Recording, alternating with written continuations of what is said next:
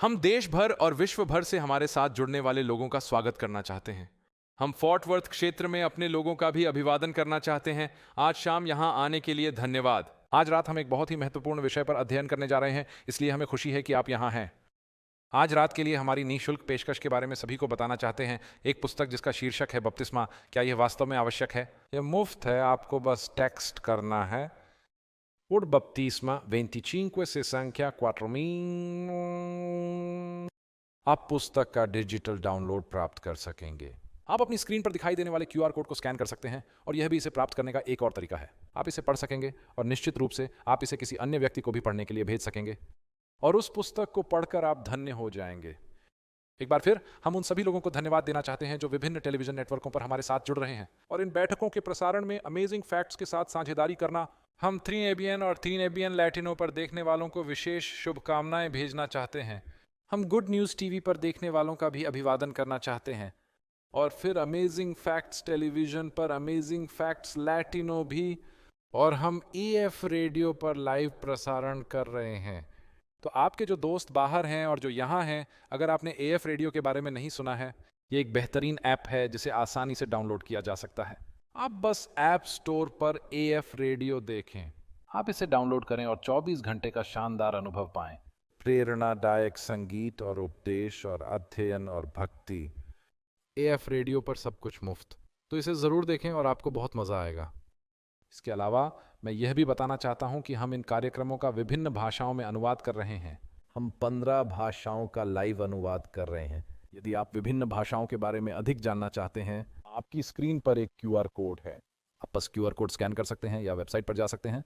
prophecycountdown.tv पर जाएं और आप भाषाओं को देख पाएंगे। उस भाषा पर क्लिक कर सकते हैं जिसमें आप कार्यक्रम सुनना चाहते हैं। अपने दोस्तों को बताएं कि हमारे पास ये सभी भाषाएं हैं, वे भी कार्यक्रम में भाग ले सकते हैं।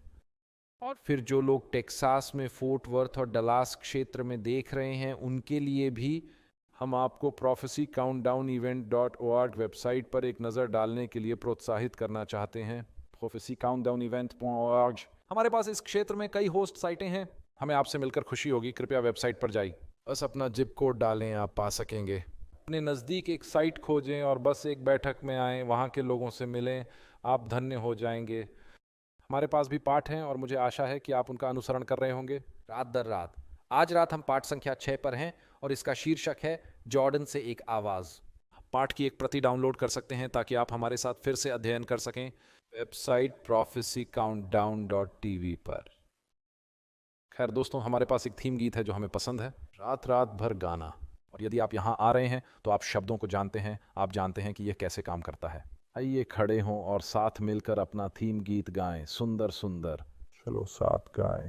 Beautiful, beautiful, Jesus is beautiful, and Jesus makes beautiful things of my life. Carefully touching me, carefully touching me, causing my eyes to see.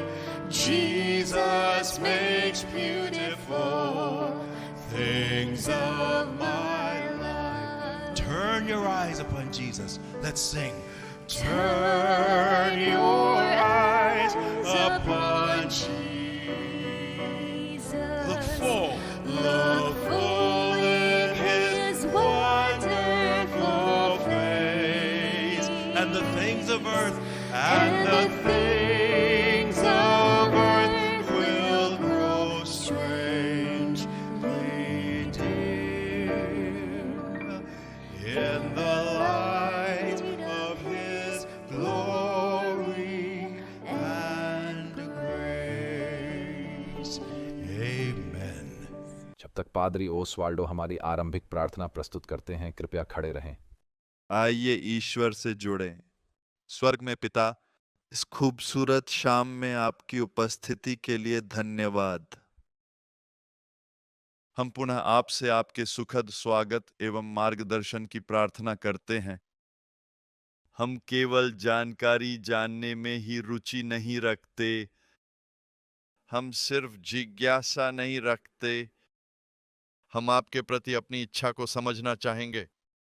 सिर्फ समझने के लिए नहीं, लेकिन हम आपकी पवित्र आत्मा की शक्ति से अपने जीवन में आपकी इच्छा को लागू करना चाहेंगे। आज रात हम जो कुछ करने जा रहे हैं उसे आशीर्वाद दें, बड़े बैचलर को आशीर्वाद दें। वह आपके वचन को हमारे हृदय तक लाता है, और हम में से हर एक को आशीर्वाद दें कि हम ध्यान केंद्रित कर सकें इस कार्यक्रम में, लेकिन विशेष रूप से आपके साथ हमारे संबंध में। हमारे परिवारों को आशीर्वाद दें और आने वाले लोगों को भी आशीर्वाद दें। आज की इस बैठक और अन्य स्थानों पर देख रहे सभी लोगों के लिए, ताकि वे महसूस कर सकें कि आप अपने वादे के अनुसार उनके साथ हैं। हम यीशु के नाम पर यह मांगते हैं, आमीन। कृपया बैठ जाएं। हमें रात रात भर अद्भुत संगीत का आनंद मिलता रहा है। आज रात हमारे पास एक खूबसूरत रचना है जिसका शीर्षक है यीशु पर भरोसा करना बहुत ही मधुर है। ये बात हमें जैकी और पादरी रयान द्वारा बताई गई है।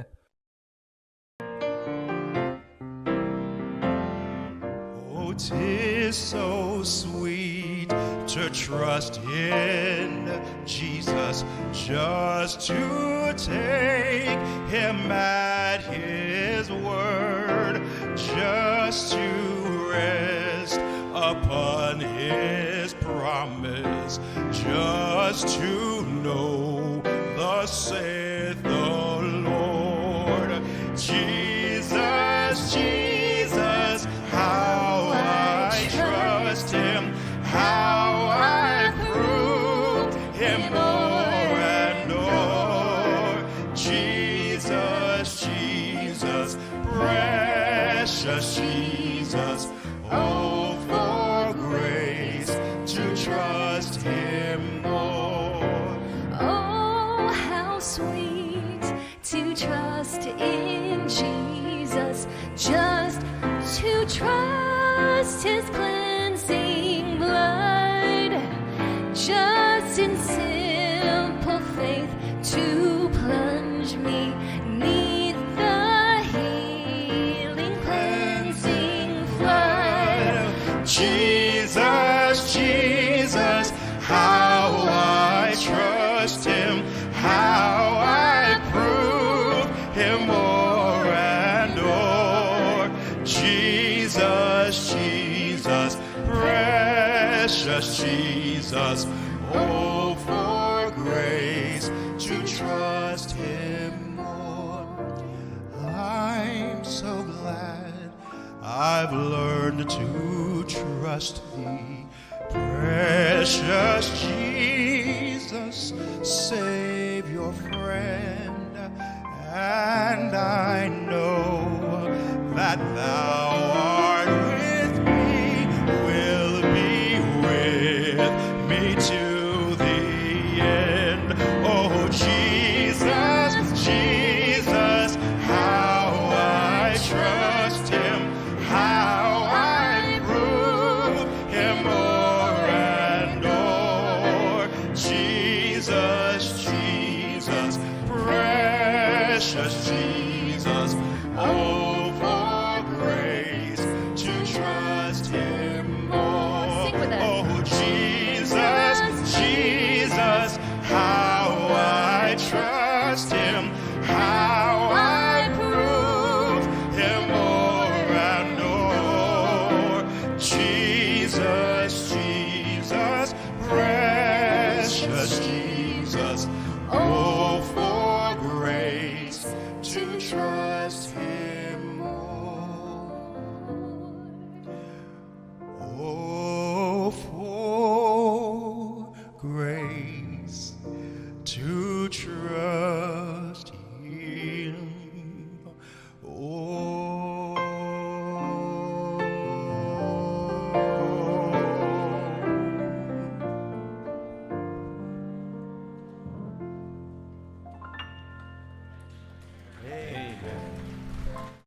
बहुत अच्छा। आपका बहुत बहुत धन्यवाद।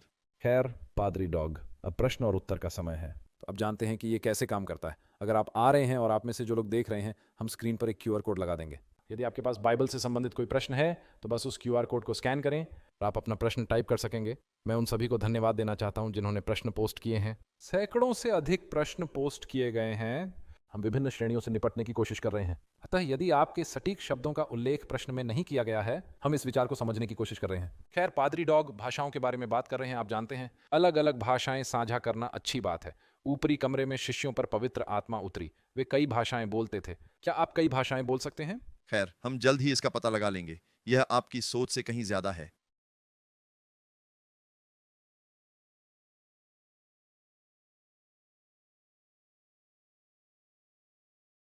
Тонхун. 3 संस्कृतियों में उड़ने वाले सांपों की कहानियां मिलती हैं। Откровение 12:10. Я услышал громкий голос с неба, говорящий: E Jesus disse que Satanás vai personificar Cristo e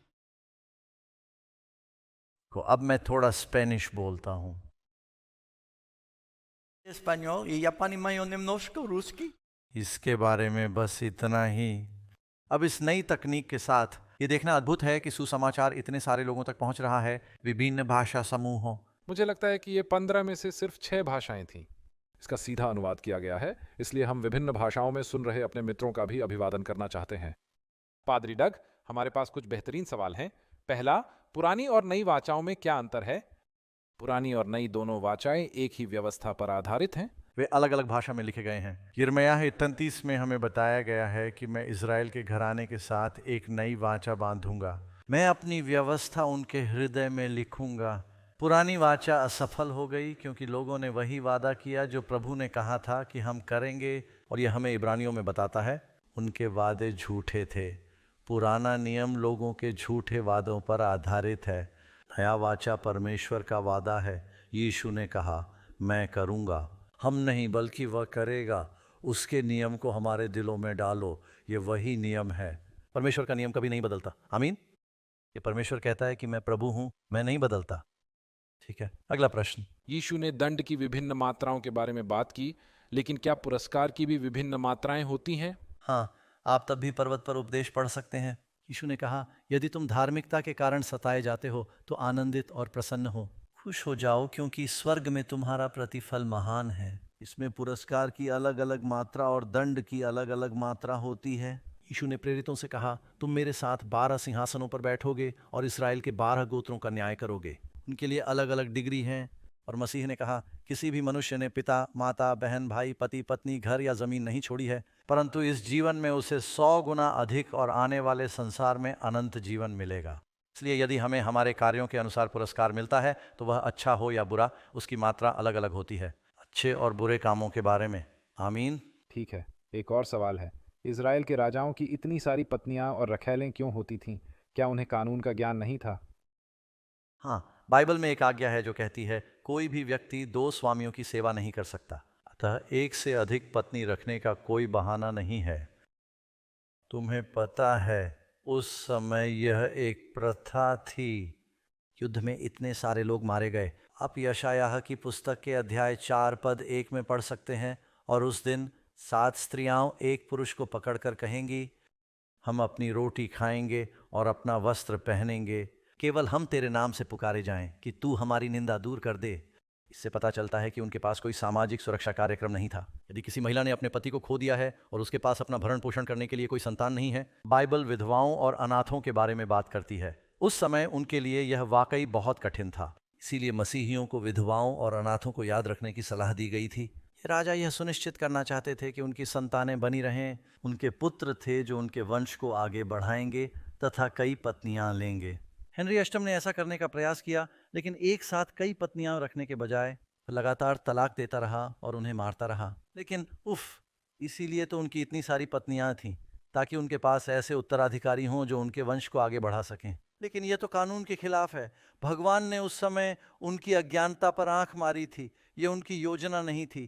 बहुत सी बातें हैं, गुलामी ईश्वर की योजना नहीं थी। लेकिन अब्राहम, इसहाक और याकूब के पास दास थे, और इसलिए उस समय यह सब सर्वव्यापी था। बहुविवाह, गुलामी, वो वाकई बहुत बुरा समय था।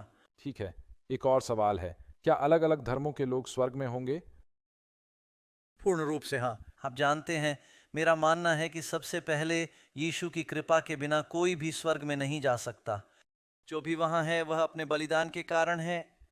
प्रेरितों के काम 4 में पतरस कहता है, मनुष्यों में और कोई दूसरा नाम नहीं दिया गया जिसके द्वारा हम उद्धार पा सकें। लेकिन कुछ लोग ऐसे भी हैं जो अंधकारमय देशों में रह रहे हैं, लेकिन वे अपने पास मौजूद प्रकाश में चल रहे हैं। और यदि हम भी ज्योति में चलें जैसा वह ज्योति में है, तो यीशु मसीह का लहू हमें सभी पापों से शुद्ध करता है। इसलिए कुछ लोगों को परमेश्वर की आत्मा द्वारा, परमेश्वर के स्वर्गदूतों द्वारा निर्देशित किया गया है। यीशु ने कहा, एलीशा के दिनों में देश में बहुत से कोढ़ी थे, परंतु उनमें से कोई भी, केवल नामान सीरियाई को शुद्ध किया गया था। और एलिय्याह के दिनों में देश में बहुत सी विधवाएं थीं, परंतु एलिय्याह को एक सुरूफिनिकी के पास भेजा गया। और इसलिए परमेश्वर यीशु ने कहा, वह समय आ रहा है जब सभी कब्रें उसकी आवाज़ सुनेंगे और बाहर आएंगे। जिन्होंने अच्छा काम किया है उन्हें जीवन का पुनरुत्थान मिलेगा। इसलिए जिन लोगों ने परमेश्वर की दया पर भरोसा किया है, वे उस प्रकाश में चले हैं जो उन्हें मिला है। वे दुर्लभ अपवाद हैं, इसलिए हमें मिशनरियों को दुनिया को बताने के लिए भेजना होगा। लेकिन हर क्षेत्र से कुछ लोग राज्य में होंगे। ठीक है, अगला सवाल जो हमारा है, क्या मलिकिसिदक एक सांसारिक राजा था या वह मानव रूप में यीशु था? खैर, मलिकिसिदक एक वास्तविक व्यक्ति था। अब्राहम ने मलिकिसिदक को 10वां अंश दिया था। इसमें कहा गया है कि मलिकिसिदक शालेम का राजा था। शालेम का अर्थ है शांति, जिसे बाद में यरूशलेम के नाम से जाना गया। इसलिए मलिकिसिदक यरूशलेम का पहला राजा है। उसे याजक भी कहा गया है। कुछ लोग सोच रहे हैं वह कौन था? वह तो अचानक प्रकट हो गया, उसकी कोई वंशावली नहीं दी गई है। इसीलिए पौलुस कहता है, बिना आरंभ या अंत के, शब्दों में हम नहीं जानते कि वह कहाँ से आया या कहाँ गया। वह एक प्रकार का मसीह है, लेकिन वह उस क्षेत्र का वास्तविक राजा था। कुछ लोगों ने आश्चर्य व्यक्त किया है कि क्या शेत का पुत्र शेम नहीं बल्कि शेम था नूह का पुत्र। क्या वह बाबेल से उस क्षेत्र में आया था? क्या आप जानते हैं कि अब्राहम के समय में शेम जिंदा था? वह 600 साल तक जिंदा रहा। और कुछ लोग सोच रहे हैं, क्या मलिकिसिदक ही अब्राहम से बड़ा था? अब्राहम किसे 10वां अंश देगा? और इसलिए हम नहीं जानते। ये एक सिद्धांत है जो कुछ रब्बियों के पास है, लेकिन यह कहता है कि वह धार्मिकता का राजा है। यीशु धार्मिकता का राजा है। इसमें लिखा है कि वह शांति का राजा है। यीशु शांति का राजा है। उसने रोटी और दाखरस लाया, जैसा कि नई वाचा में है। अतः मलिकिसिदक और यीशु के बीच बहुत सी समानताएं हैं, लेकिन वह एक वास्तविक व्यक्ति थे। ठीक है, एक और सवाल है। अध्याय 1 श्लोक 7 में सृष्टि के समय जिस आकाशमंडल का उल्लेख है वह क्या है? कभी कभी इसे स्वर्ग भी कहा जाता है। इसका सीधा सा मतलब है वायुमंडल। ये हवा का वह सैंडविच है जो अलग करता है खाली अंतरिक्ष से हमारी पृथ्वी। पृथ्वी के चारों ओर का वातावरण। स्वर्ग शब्द का प्रयोग हिब्रू में 3 तरीकों से किया जाता है। मुझे वह मिल गया जिसे वे प्रथम स्वर्ग कहते हैं, जो उस स्थान के बारे में बात करता है जहां बादल तैरते हैं और पक्षी उड़ते हैं। दूसरा स्वर्ग उस स्थान के बारे में बात कर रहा है जहां तारों वाले पिंड हैं। तीसरा स्वर्ग परमेश्वर का निवास स्थान है। पौलुस कहता है, मैं एक ऐसे व्यक्ति को जानता था जो तीसरे स्वर्ग तक उठा लिया गया था, जिसके विषय में वह परमेश्वर की उपस्थिति में बात कर रहा है। अब कुछ धर्म 7वें स्वर्ग की बात करते हैं। बाइबल में 7वें स्वर्ग के बारे में कुछ भी नहीं है। क्या कोई कहेगा, मैं इस आदमी से मिला और मैं 7वें आसमान पर था? खैर, यह बाइबल में नहीं है। तीसरा स्वर्ग परमेश्वर का निवास स्थान है। ठीक है, मुझे आपकी बाइबल वहां दिख रही है। हमें इस आयत की जरूरत पड़ सकती है, पादरी डग। क्या आप कृपया मार्क 9:48 को समझा सकते हैं, जहां यह बात कही गई है कि कीड़ा नहीं मरता? हाँ, यीशु कह रहे हैं कि तुम बेहतर हो। गेहेन्ना में डाल दिया जाएगा जहाँ कीड़ा नहीं मरता और आग नहीं बुझती। फिर एक आंख, एक हाथ या एक पैर खोकर स्वर्ग में जाना। गेहेन्ना शब्द उन 4 शब्दों में से एक है जो नरक के लिए उपयोग किए जाते हैं। नरक के लिए प्रयुक्त शब्द हैं शियोल, गेहेन्ना, हेडीज और टार्टरस। टार्टरस का मतलब है अंधकार का स्थान। बाइबल में 8 स्थान मिला। गेहेन्ना यरूशलेम के बाहर हिन्नोम की घाटी थी। यह वह स्थान था जिसे वे कभी मूर्ति पूजक देवताओं को अर्पित करते थे। इसलिए धर्मी राजाओं ने इसे अपवित्र कर दिया और उन्होंने इसे कूड़े के ढेर के रूप में इस्तेमाल किया, ताकि इसे कभी भी धार्मिक स्थल के रूप में इस्तेमाल नहीं किया जाएगा। वह सड़ते हुए कचरे, कीड़ों और जलती हुई टोकरियों से भरा हुआ था। इसीलिए यीशु ने कहा, गेहेन्ना नरक में जाने के बजाय, जहाँ आग बुझती नहीं और कीड़ा मरता नहीं, वह लगातार कचरा खाता रहता है। इसलिए वह इसे वहाँ के नरक के रूपक के रूप में प्रयोग करता है। ठीक है पादरी डग, एक दिलचस्प सवाल है। क्या हिमयुग और गुफा मानव जैसी कोई चीज थी? खैर, मुझे पता है कि गुफाओं में रहने वाले लोग थे, क्योंकि मैं एक था। मैं एक गुफा में रहता था और हमारा मानना है कि एक हिमयुग था।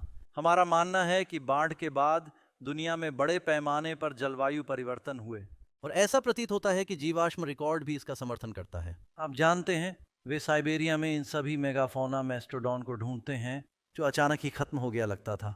कुछ लोग फर्न चबा रहे थे जो आमतौर पर उष्णकटिबंधीय क्षेत्र में उगते हैं, लेकिन वे इस परमाफ्रॉस्ट में दब गए और उनके शरीर अभी भी संरक्षित हैं।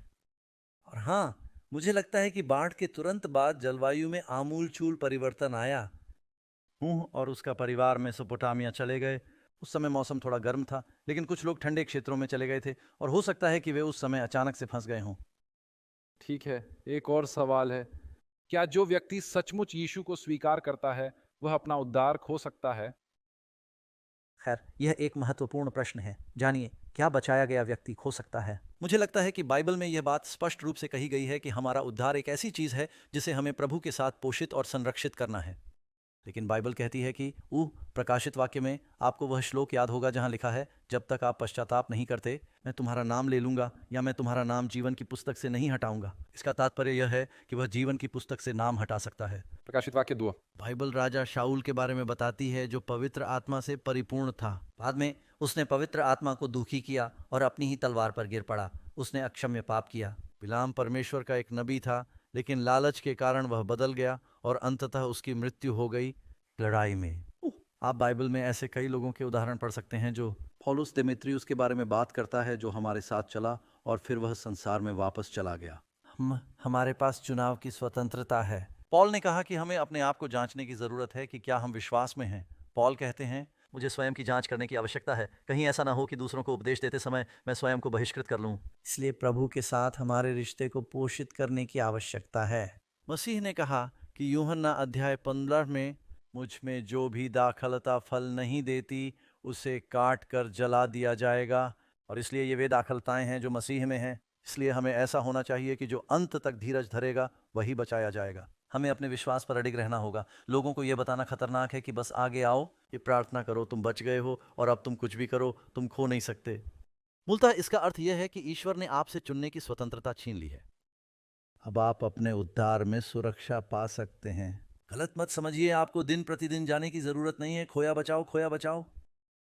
मैंने एक फैसला लिया, मैंने एक प्रतिबद्धता ली जब मैंने जीसस से शादी की। अरे नहीं, जब मैंने कैरेन से शादी की। मैंने जीसस से भी शादी की। जब मैंने कैरेन से विवाह किया तो मैंने कहा कि मैं उससे प्यार करता हूं और उसके प्रति वफादार रहने का वचन दिया है। और मैं रहा हूं। मैंने उस प्रतिबद्धता का उल्लंघन करने की अपनी स्वतंत्रता नहीं खोई है। सही। अगर मैंने स्वतंत्रता खो दी होती तो यह वास्तव में प्रेम नहीं होता। लेकिन क्योंकि मैं उससे प्यार करता हूँ, ये एक ऐसा चुनाव है जो मैं निरंतर करता हूँ, अपनी पत्नी से प्रेम करना और अपनी पत्नी का आदर करना। और यही बात यीशु के प्रति आपकी प्रतिबद्धता पर भी लागू होती है। इसीलिए हमें विश्वास में बने रहने की आवश्यकता है। बाइबल में बहुत कुछ ऐसा बताया गया है। पौलुस ने कहा, मैं रोज मरता हूँ। उसका मतलब है कि वह हर रोज अपने लिए मरता है। यीशु ने कहा, हम रोज अपना क्रूस उठाते हैं और उसके पीछे चलते हैं। सही कहा। एक मसीही होने के नाते हम उस रोज की रोटी खाते हैं। हम रोज उसका अनुसरण करते हैं और आगे बढ़ते रहते हैं। ठीक है पादरी डॉग, एक सवाल है, यह अन्य भाषाओं में बोलने के बारे में है, आपको समझाना होगा। पहला कुरिन्थियों 14:2 व्यक्ति कहता है, मैं उन कृत्यों के बारे में जानता हूं जहां उन्हें अलग अलग भाषाओं में सुना जाता है। लेकिन पौलुस असल में किस बारे में बात कर रहा है? 1 कुरिन्थियों 14:2। हाँ, मुझे यह बात यहाँ बता दो। मैंने असल में एक छोटी सी किताब लिखी है जिसका नाम है अंडरस्टैंडिंग टाइटस, लेकिन मैं यह सुनिश्चित करना चाहता हूँ कि मैं यहाँ सही आयत पढ़ रहा हूँ। लीजिए 14वीं आयत 2। क्योंकि जो अन्य भाषा में बोलता है वह मनुष्यों से नहीं परंतु मनुष्यों से बातें करता है। परमेश्वर के पास जाओ, क्योंकि कोई उसे नहीं समझता, तो भी वह आत्मा में होकर भेद की बातें बोलता है। हाँ, जीव शब्द का अर्थ केवल ऐसी भाषा है जो उन लोगों के लिए अज्ञात है जो मौजूद हैं। एक अनजान भाषा। भाषा शब्द का अर्थ है भाषा। यीशु ने मरकुस 16 में प्रेरितों से कहा, तुम अन्य भाषाएं बोलोगे। पिंतेकुस्त के दिन उन्हें अन्य भाषाओं में बोलने की क्षमता दी गई जिन्हें वे औपचारिक रूप से नहीं जानते थे या जिनका अध्ययन नहीं करते थे। कहता है, परंतु जो अनजान भाषा में बोलता है, उनका मतलब है कि अगर आप किसी सभा में हैं और आप ऐसी भाषा में बोलते हैं जिसे वहां मौजूद लोग नहीं समझते, आप ईश्वर से बात कर रहे हैं, मनुष्यों से नहीं। अभी अगर मैं आपसे कहूं,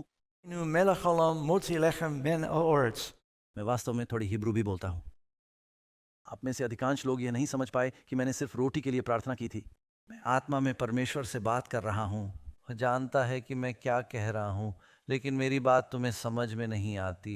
यही कारण है कि जब आप अंग्रेजी से ग्रीक में जाते हैं तो वास्तव में यही बात कही जाती है। ये कह रहा है, इसलिए पॉल कहता है, मैं 5 शब्द बोलना पसंद करूंगा मेरी समझ से कि मैं अन्य भाषा में 10,000 से अधिक लोगों को शिक्षा दे सकूं जिसे लोग नहीं समझते। अगर तुरही की आवाज़ स्पष्ट हो तो क्या युद्ध के लिए तैयार हो जाइए। लोगों को ये पता होना चाहिए कि हम क्या बोल रहे हैं।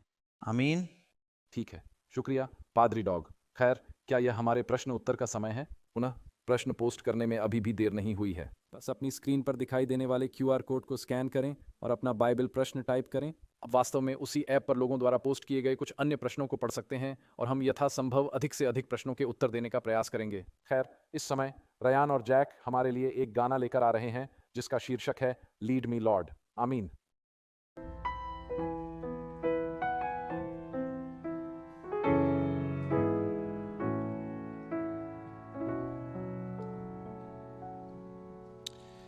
It's hard to take the first step when I don't know the way.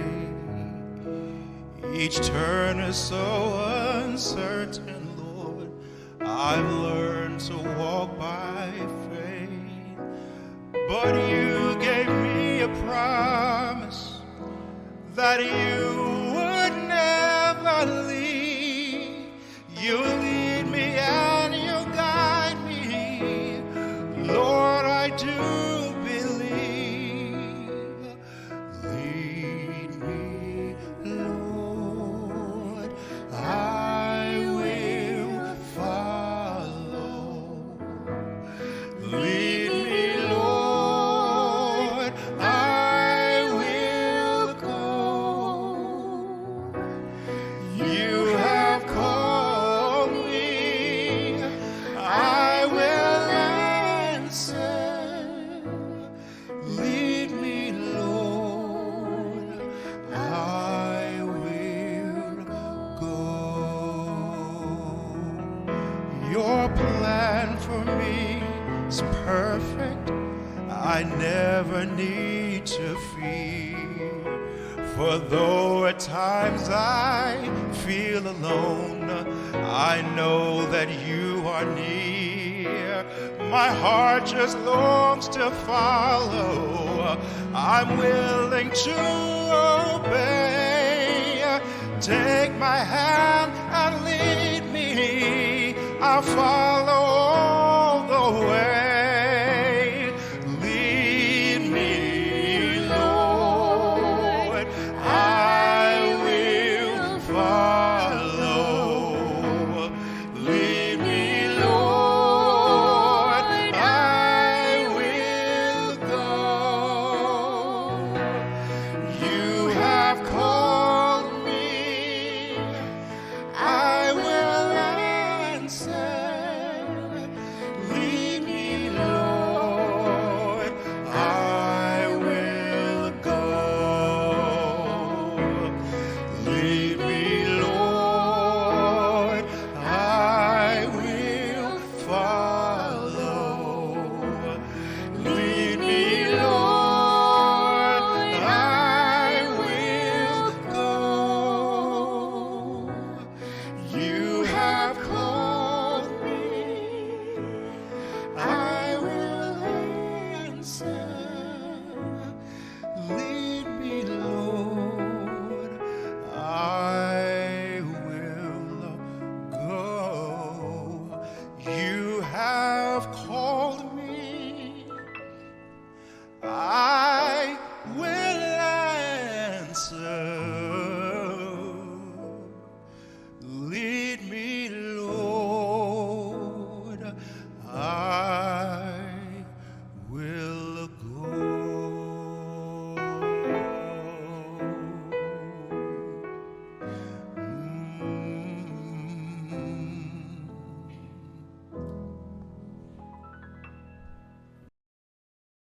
आमीन। धन्यवाद।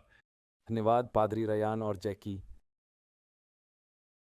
हमारे आज के अध्ययन का शीर्षक है जॉर्डन से एक आवाज। और इससे पहले यीशु ने अपना सार्वजनिक मंत्रालय शुरू किया। आपके पास जॉन बैप्टिस्ट कह रहे हैं, अन फिराओ क्योंकि स्वर्ग का राज्य निकट है, तैयारी का कार्य है।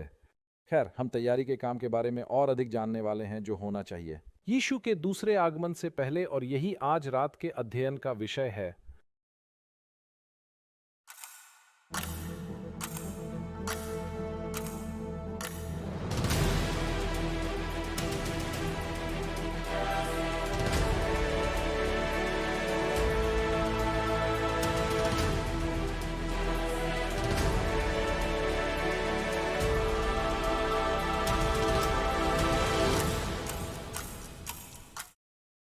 टेक्सास के क्रॉले फोर्ट वर्थ क्षेत्र में हमारे स्थान पर हमारे मित्रों की भविष्यवाणी की उलटी गिनती में एक बार फिर आपका स्वागत है, और उन सभी को भी जो विश्व भर में विभिन्न स्थानों पर इसे देख रहे हैं। हम आपके आभारी हैं कि आपने हमें देखा। बहुत ही महत्वपूर्ण, यदि नहीं तो सबसे महत्वपूर्ण विषयों में से एक, क्योंकि जैसा कि हम कुछ बहुत ही गंभीर विषयों पर जाने की तैयारी कर रहे हैं, भविष्यवाणी में हम यह सुनिश्चित करना चाहते हैं कि आपके दिल इन बातों को समझने के लिए तैयार हैं। आध्यात्मिक बातें आध्यात्मिक रूप से समझी जाती हैं, और आज रात हम एक पाठ पर चर्चा करेंगे जो जॉर्डन नदी से आई एक आवाज़ से संबंधित है। आज रात मैं जो कुछ भी कवर करने जा रहा हूं उसका अधिकांश हिस्सा इस पाठ में मिलेगा, लेकिन मुफ्त पाठों के लिए पूछें, क्योंकि अगर आपको हार्ड कॉपी चाहिए तो आप उन्हें मंगवा सकते हैं, आप उन्हें डाउनलोड भी कर सकते हैं। इनमें बहुत सारी अतिरिक्त जानकारी है, इसलिए अगर कुछ भी स्पष्ट नहीं है तो हम उम्मीद करते हैं कि आप उसका भी इस्तेमाल करेंगे। मैं एक आश्चर्यजनक तथ्य से शुरुआत करना चाहता हूं। इस पाठ को निश्चित रूप से जॉर्डन नदी से आई एक आवाज़ कहा जाता है। मुझे स्कूबा डाइविंग बहुत पसंद है। मैं लगभग 1 महीने पहले इंडोनेशिया में स्कूबा डाइविंग कर रहा था, और मैं फ्री डाइविंग भी करता था। खैर, मैंने सुना है कि किसी मानव द्वारा किया गया सबसे गहरा गोता 2012 हर्बर्ट नीत्शे ने लगाया था। ऑस्ट्रिया की ऊंचाई 38-30 फीट तक पहुंच गई। अब इतनी जल्दी नीचे जाने के लिए उसे नीचे जाने के लिए वज़न का उपयोग करना पड़ा, और एक बार जब वह अपने बिंदु पर पहुंच गया, उसे वापस ऊपर लाने के लिए एक फुलाए हुए बुलबुले का इस्तेमाल करना पड़ा।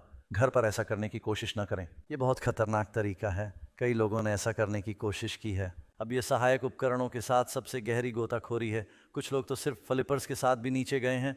18 फीट की गहराई में फ्री डाइविंग के बारे में सोचिए, जो वाकई हैरान कर देने वाली है। जब आप इतनी गहराई में होते हैं तो अंधेरा होता है। इस वर्ष सबसे लंबे समय तक अपनी सांस रोकने वाला व्यक्ति 9:05:25 फ्री डाइवर विटामार मार्किक ने 39 सेकंड का विश्व रिकॉर्ड बनाते हुए अपनी सांस रोक ली। क्रोएशिया में 3 मीटर के पुल के तल पर लेटे हुए 10 मिनट और 3 सेकंड। तुम्हें पता है मेरा रिकॉर्ड क्या है? फ्री डाइविंग या सांस रोकना 4 मिनट 10 सेकंड। तो ऐसा करना बहुत कठिन है।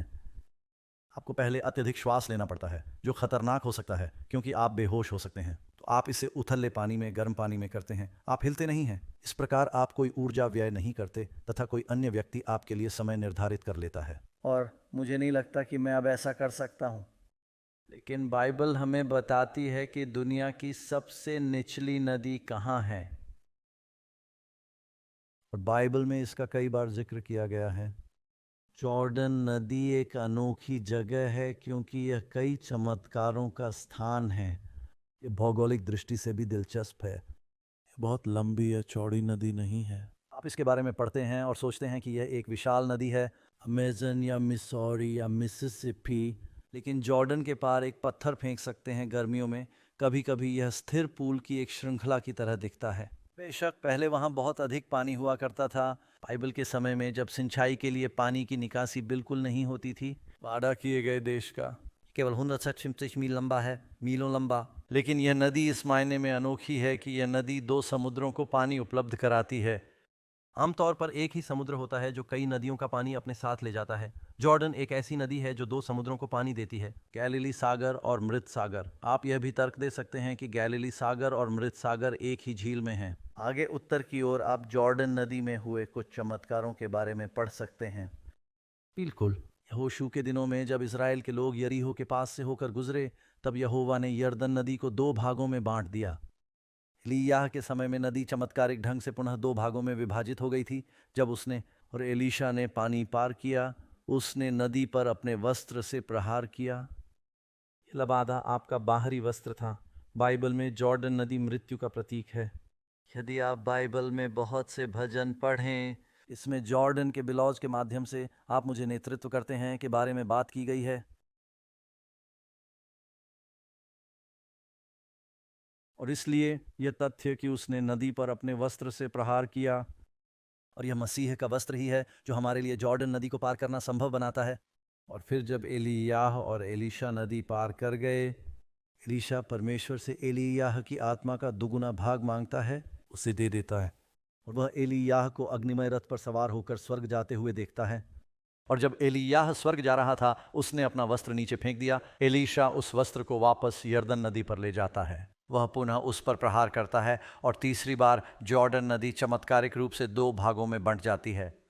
ईश्वर ने दुनिया की सबसे निचली नदी को 2 भागों में विभाजित करने का रास्ता प्रदान किया है। जो अक्सर मौत का प्रतीक है, यह जंगल के बीच की बाधा है और वादा किया गया देश। बाइबल में एक चमत्कार का वर्णन मिलता है जिसमें किसी व्यक्ति की कुल्हाड़ी का सिरा टूट गया था और एलीशा ने उसमें कुछ लकड़ियां डाल दी थीं और इससे कुल्हाड़ी का सिर तैरने लगा। असंभव हैक हुआ और वे छुड़े क्रॉस के प्रतीक की तरह हैं। मूसा ने पानी में लकड़ियां डालीं और वह ताज़ा हो गया। और फिर आपको नामान का चमत्कार मिला। यहाँ एक जनरल है, एक सीरियाई जनरल, और वह कुष्ठ रोग से ग्रस्त है और मर रहा है। एलीशा ने उससे कहा, जाओ और यरदन नदी में 7 बार नहाओ। लेकिन नामान को यह बात बुरी लगी। अब इसका क्या तात्पर्य है? यदि आप किसी व्यक्ति के पास आते हैं और कहते हैं तो मुझे उपचार के लिए क्या चाहिए, और आप कहते हैं नहा लो, आप उन्हें क्या कह रहे हैं? आप उनसे कहें कि आप गंदे हैं। लेकिन अगर वे कहें कि 7 बार स्नान करो तो क्या होगा? तुम बहुत गंदे हो गए। और जॉर्डन नदी, कभी कभी कीचड़ भरी हरी नदी, तो अगर आपको गंदे पानी में 7 बार नहाने को कहा जाए तो आप पानी से भी ज्यादा गंदे हैं, आप सचमुच गंदे हैं। और नामान को बुरा लगा और वह क्रोधित होकर घर चला गया और उसके सैनिक उसके पास आए। ईश्वर की दया से उसे सीरिया वापस जाने के लिए जॉर्डन नदी से होकर जाना पड़ा। और जब वह अपने कुष्ठ रोग से मरने के लिए घर जा रहा था तो उसके सैनिक पास आए और बोले, महोदय, यदि पैगंबर ने आपसे कहा होता कि जाओ और युद्ध लड़ो और दुश्मन सैनिकों को मार डालो तो आप ऐसा करते। हाड़ चढ़ जाते। वो कह रहा है नहाओ और साफ हो जाओ। नामान ने अपने आप को नम्र किया और उसने अपने कवच और बागे उतार दिए और पानी में उतर गया। और एक बार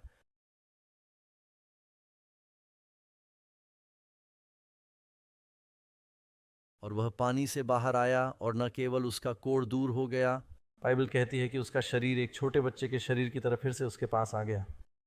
जरा सोचिए, एक सैनिक की खाल बच्चे जैसी, क्या यह विरोधाभास नहीं लगता?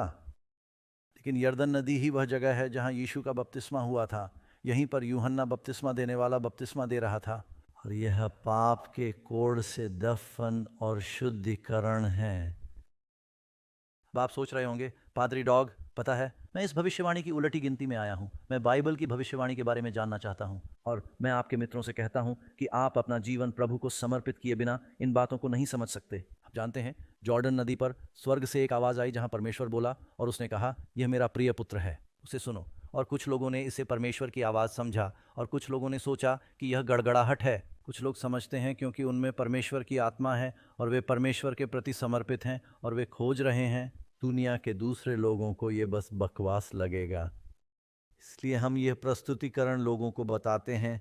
अगर आप सचमुच समझना चाहते हैं तो बाइबल कहती है कि बुद्धिमान लोग समझेंगे, कान होने पर वे सुनेंगे। कुछ लोगों के कान तो ऐसे होते हैं कि वे सुन नहीं पाते। वह दृष्टांतों में बोलता है ताकि बुद्धिमान लोग समझ सकें। अगर तुम्हें समझना है तो पहले तुम्हें अपना जीवन समर्पित करना होगा। इसलिए इन सेमिनारों में मैं हमेशा लोगों से कहता हूं कि इससे आपको कोई फ़ायदा नहीं होगा। यदि आप भविष्यवाणी के सभी अनुक्रम को समझते हैं लेकिन आपके पास मसीह के प्रति प्रतिबद्धता नहीं है, तो हम इस विषय पर बात करते हैं। और वैसे बाइबल उत्पत्ति में पानी के बारे में बात करती है। परमेश्वर का आत्मा जल के ऊपर मंडरा रहा था। और फिर आप प्रकाशित वाक्य तक जाएं, वहाँ लिखा है, जो कोई जीवन का जल लेना चाहे वह उसे सेंतमेंत ले ले।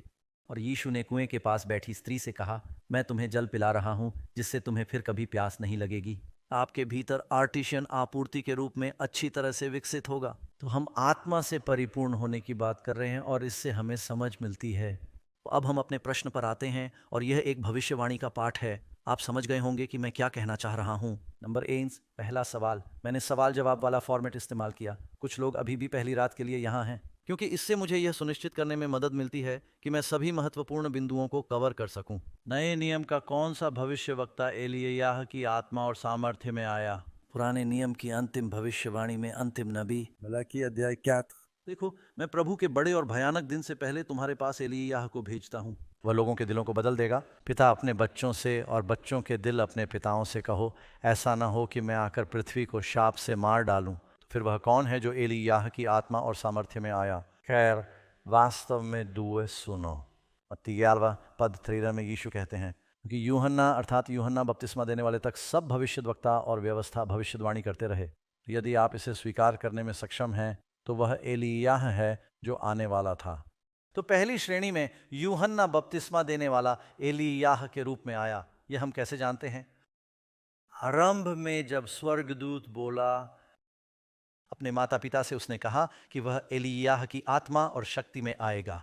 मत्ती 3:1 में देखें, यूहन्ना बपतिस्मा देने वाला यहूदिया के जंगल में प्रचार करते हुए आया और उसने कहा, मैं तुम्हें पश्चाताप के लिए जल से बपतिस्मा देता हूँ, परंतु जो मेरे बाद आने वाला है उसके विषय में यह भविष्यवाणी है, जो मेरे बाद आ रहा है वह मुझसे अधिक शक्तिशाली है, वह तुम्हें पवित्र आत्मा और आग से बपतिस्मा देगा। बाइबल कहती है कि जब तक आप पैदा नहीं होते, पानी और आत्मा के बिना आप स्वर्ग के राज्य में प्रवेश नहीं कर सकते। राज्य में प्रवेश करने के लिए तुम्हें दोनों जन्मों की आवश्यकता है। ये मेरे शब्द नहीं हैं, ये यीशु के निकोदेमुस से कहे गए शब्द हैं। जब तक आप जल और आत्मा से जन्म नहीं लेते, आप राज्य में प्रवेश नहीं कर सकते। ये बहुत महत्वपूर्ण है। तब यहूदिया के सारे देश के लोग और यरूशलेम के लोग उसके पास निकल आए और सब ने उससे अर्थात यूहन्ना बपतिस्मा देने वाले से बपतिस्मा लिया, जॉर्डन नदी में अपने पापों को स्वीकार करते हुए। अब ताकि आप भ्रमित न हो, बाइबल में कम से कम 3 यूहन्ना हैं। यूहन्ना योना का यूनानी रूप है। आपके पास प्रेरित यूहन्ना है, प्रिय प्रेरित। आपके पास जॉन मार्क हैं, जिन्होंने पॉल बरनबास और सीलास के साथ काम किया था।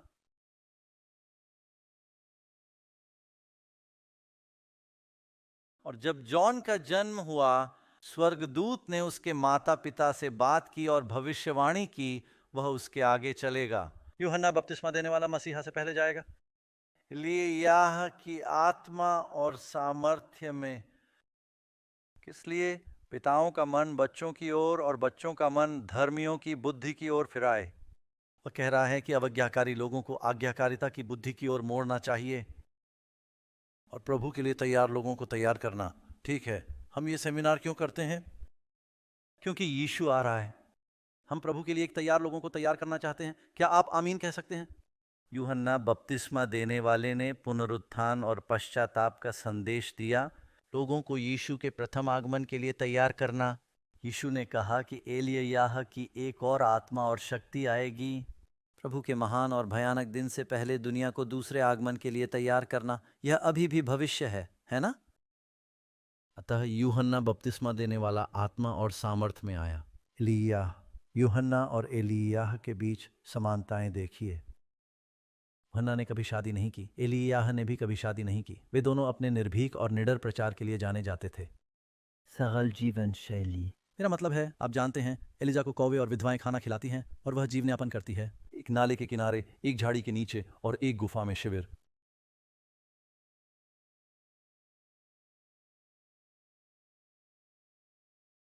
और वे दोनों यर्दन नदी के किनारे सेवा करते थे। क्या यह दिलचस्प नहीं है?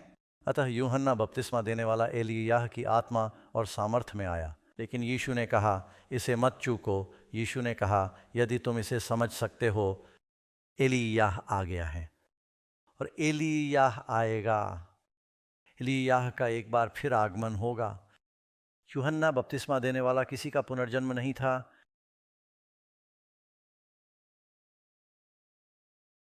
और आपने कहा, जरा रुकिए। यीशु ने कहा, वह था, और यूहन्ना ने कहा, वह नहीं है। वो गलत सवाल पूछ रहे हैं। धार्मिक नेता जॉन के पास आए और उन्होंने पूछा, क्या आप जॉन का पुनर्जन्म हैं? जॉन ने कहा, नहीं, मैं जॉन की भावना से आया हूं। परंतु यीशु ने कहा, यदि तुम इसे ग्रहण कर सको, वही है जिसके विषय में भविष्यवाणी की गई थी कि वह एलियाह की आत्मा और सामर्थ्य में आएगा। तो फिर कौन सी अनोखी सेवा नंबर 2 यूहन्ना को दी गई थी? यूहन्ना को किस सेवा के लिए चुना गया था? उन दिनों जॉन को क्या कहा जाता था? John the Baptist. यहूदिया के जंगल में प्रचार करने आए। फिर यरूशलेम और सारा यहूदिया और यरदन नदी के आसपास का सारा क्षेत्र, यह एक महान पुनरुत्थान था। उसके पास गए और यरदन नदी में उससे बपतिस्मा लिया और अपने पापों को मान लिया। अपने पापों से फिरकर बपतिस्मा शुद्धिकरण, स्नान और एक नई शुरुआत का प्रतीक था। जबकि हम इस विषय पर बात कर रहे हैं, अब आप जानते हैं कि हम किस ओर जा रहे हैं।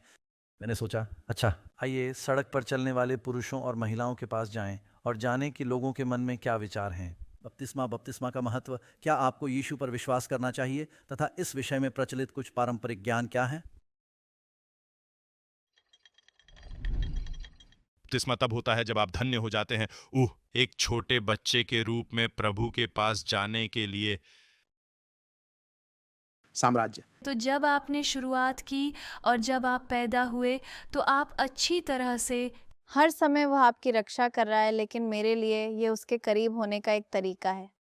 बाहरी घोषणा कि आपने मसीह का अनुसरण करने का निर्णय लिया है। यह आपके शरीर से गंदगी को धोने का भौतिक तरीका है, पापों से छुटकारा पाकर पुनः जन्म लेना।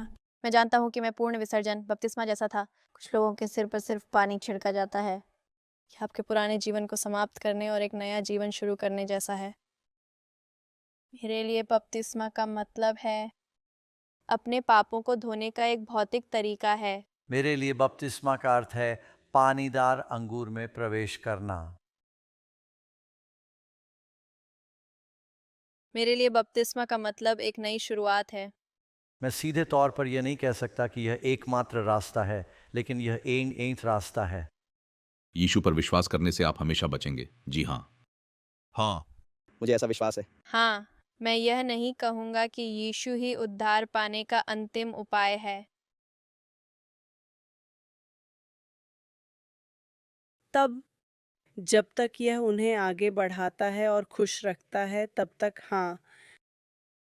क्या आपने यहाँ बोलने वाले कई लोगों द्वारा कही गई कोई बात सुनी? उन्होंने कहा, ठीक है, मेरे लिए।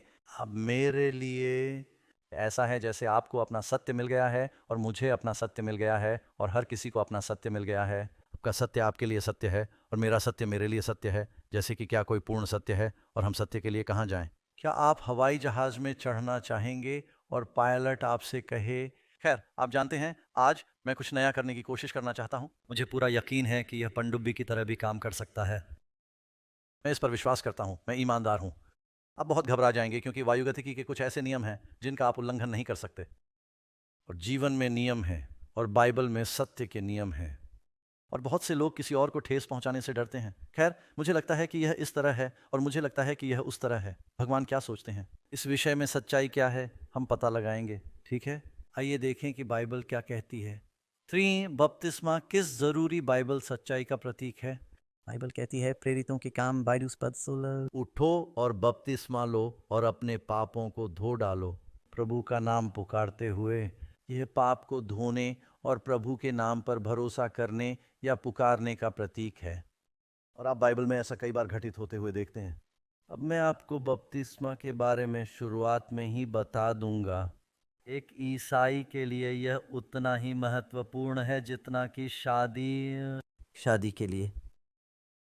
बपतिस्मा एक मसीही के लिए उतना ही महत्वपूर्ण है जितना कि विवाह। बपतिस्मा एक ऐसा समारोह है जो चर्च द्वारा नहीं बल्कि ईश्वर द्वारा निर्धारित किया गया है। यीशु ने इसे एक ऐसी विधि के रूप में सिखाया है जिसमें हम सार्वजनिक रूप से घोषणा करते हैं कि हम चाहते हैं कि हमारे पाप धुल जाएं और हम अपना जीवन प्रभु को समर्पित कर रहे हैं। और कुछ ठोस घटित होता है जब शादी होती है तो एक नया रिश्ता बनता है। क्या आप सहमत हैं? नए अधिकार और विशेषाधिकार मिलते हैं। और ज़्यादातर राज्यों में आपने अपनी आधी संपत्ति दान कर दी है। मेरा मतलब है ये कानूनी तौर पर समझ में आता है। बपतिस्मा में भी कुछ ठोस बात घटित होती है। आप परमेश्वर को अपने जीवन में अपनी शक्ति जारी करने की अनुमति दे रहे हैं। जब मसीह का बपतिस्मा हुआ तो परमेश्वर की आत्मा नीचे उतरी। सेवकाई के जीवन के लिए एक विशेष शक्ति दी गई थी। यीशु ने अपने बपतिस्मा तक कोई चमत्कार नहीं किया।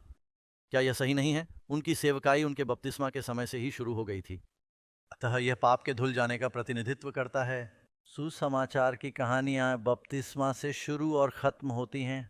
अब मार्क में पढ़ते हैं, यह शुरू होता है यूहन्ना बपतिस्मा देने वाले के साथ। यूहन्ना मसीह की सेवकाई का बपतिस्मा दे रहा है। यीशु के अंतिम शब्द हैं, इसलिए जाओ सब जातियों को बपतिस्मा देना सिखाओ। प्रेरितों के काम की पुस्तक इस प्रकार शुरू होती है, पश्चाताप करो, बपतिस्मा लो। तो दोस्तों, मैं उसी बात को प्राथमिकता दे रहा हूं जिसे बाइबल प्राथमिकता देती है, और वह है लोगों को प्रभु से मिलने के लिए तैयार करना। आमीन। संख्या 5, बाइबल के अनुसार कितने प्रकार के बपतिस्मा स्वीकार्य हैं? मैं ये नहीं कह रहा कि लोग क्या करते हैं। इफिसियों 4 पद 5 में क्या है? प्रभु ऊन और विश्वास। और क्या? बपतिस्मा। बाइबल में बपतिस्मा देने का एक सच्चा तरीका बताया गया है। ये सार्वभौमिक रूप से एक ही बात है, वही बात जो यर्दन नदी में नामान के साथ घटित हुई थी। उसे 7 बार पानी में डुबाया गया, डूबा हुआ, यही इस शब्द का अर्थ है। लगभग की नीचे विभिन्न समारोह हैं जिन्हें लोग बपतिस्मा कहते हैं। फोन पर बोले गए शब्दों से लेकर हर चीज 3 बार बपतिस्मा दिया गया, एक बार पिता, पुत्र और पवित्र आत्मा के लिए, गुलाब की पंखुड़ियों से, सभी प्रकार की विभिन्न चीज़ों से। वे ड्राई क्लीनिंग पद्धति अपनाते हैं, लेकिन बाइबल कहती है कि वास्तव में कुछ लोग छिड़क रहे हैं, कुछ लोग उंडेल रहे हैं। एकमात्र बाइबल विधि वह थी जिसे आप विसर्जन कहते हैं। बपतिस्मा शब्द का अर्थ ही है डुबाना। यह बपति जो है, इसका मतलब है डुबाना, डुबोना। वे कपड़े रंगते समय इसका इस्तेमाल करते थे। ग्रीक में पांडुलिपियाँ, जब वे कपड़ा रंगते थे तो कहते थे तुम छड़ी लो और कपड़े को बपतिस्मा दो। वे उसे पानी में डुबा देते थे। अन्यथा यदि आप इसे छिड़कते हैं तो आपको पोल का डॉट्स मिलते हैं। बपतिस्मा में उसके साथ दफन होना बिल्कुल साफ है। जब आप किसी को दफनाते हैं तो आप उस पर थोड़ी सी मिट्टी छिड़क कर चले नहीं जाते, उसे दफनाया नहीं जाता। तो इसे दफनाया जा रहा है, जलमग्न किया जा रहा है, इसका एक कारण है। और उसी बपतिस्मा में उसके साथ गाड़े गए और उसी में परमेश्वर की शक्ति पर विश्वास करके उसके साथ जी भी उठे, जिसने उसे मृतकों में से जीवित किया। संख्या 5, चूंकि यीशु हमारा उदाहरण है। उसका बपतिस्मा कैसे हुआ? एक ईसाई मसीह का अनुयायी होता है। क्या पर यीशु ने कौन सा तरीका अपनाया? मरकुस 8 पद 9 और 10 में पढ़ते हैं, यीशु यरदन नदी पर आए। यरदन नदी में यूहन्ना ने उन्हें बपतिस्मा दिया और तुरंत ही वे ऊपर आ गए। पानी से उसने स्वर्ग को विभाजित होते देखा, वह नदी में उतर गया। यदि बपतिस्मा छिड़काव द्वारा होता तो आप एक झरने, एक कैंटीन का उपयोग कर सकते थे, कुछ भी काम कर सकता था। लेकिन जॉन को एक ऐसी जगह चाहिए थी जहां नदी हो और पानी काफ़ी गहरा हो। यूहन्ना एनोन में बपतिस्मा दे रहा था, सलीम के पास, क्योंकि वहां बहुत पानी था। अगर वह साफ हो तो आमीन कहना। और फिर वे आए और बपतिस्मा लिया गया। वे बपतिस्मा लेने के लिए नदी पर आए।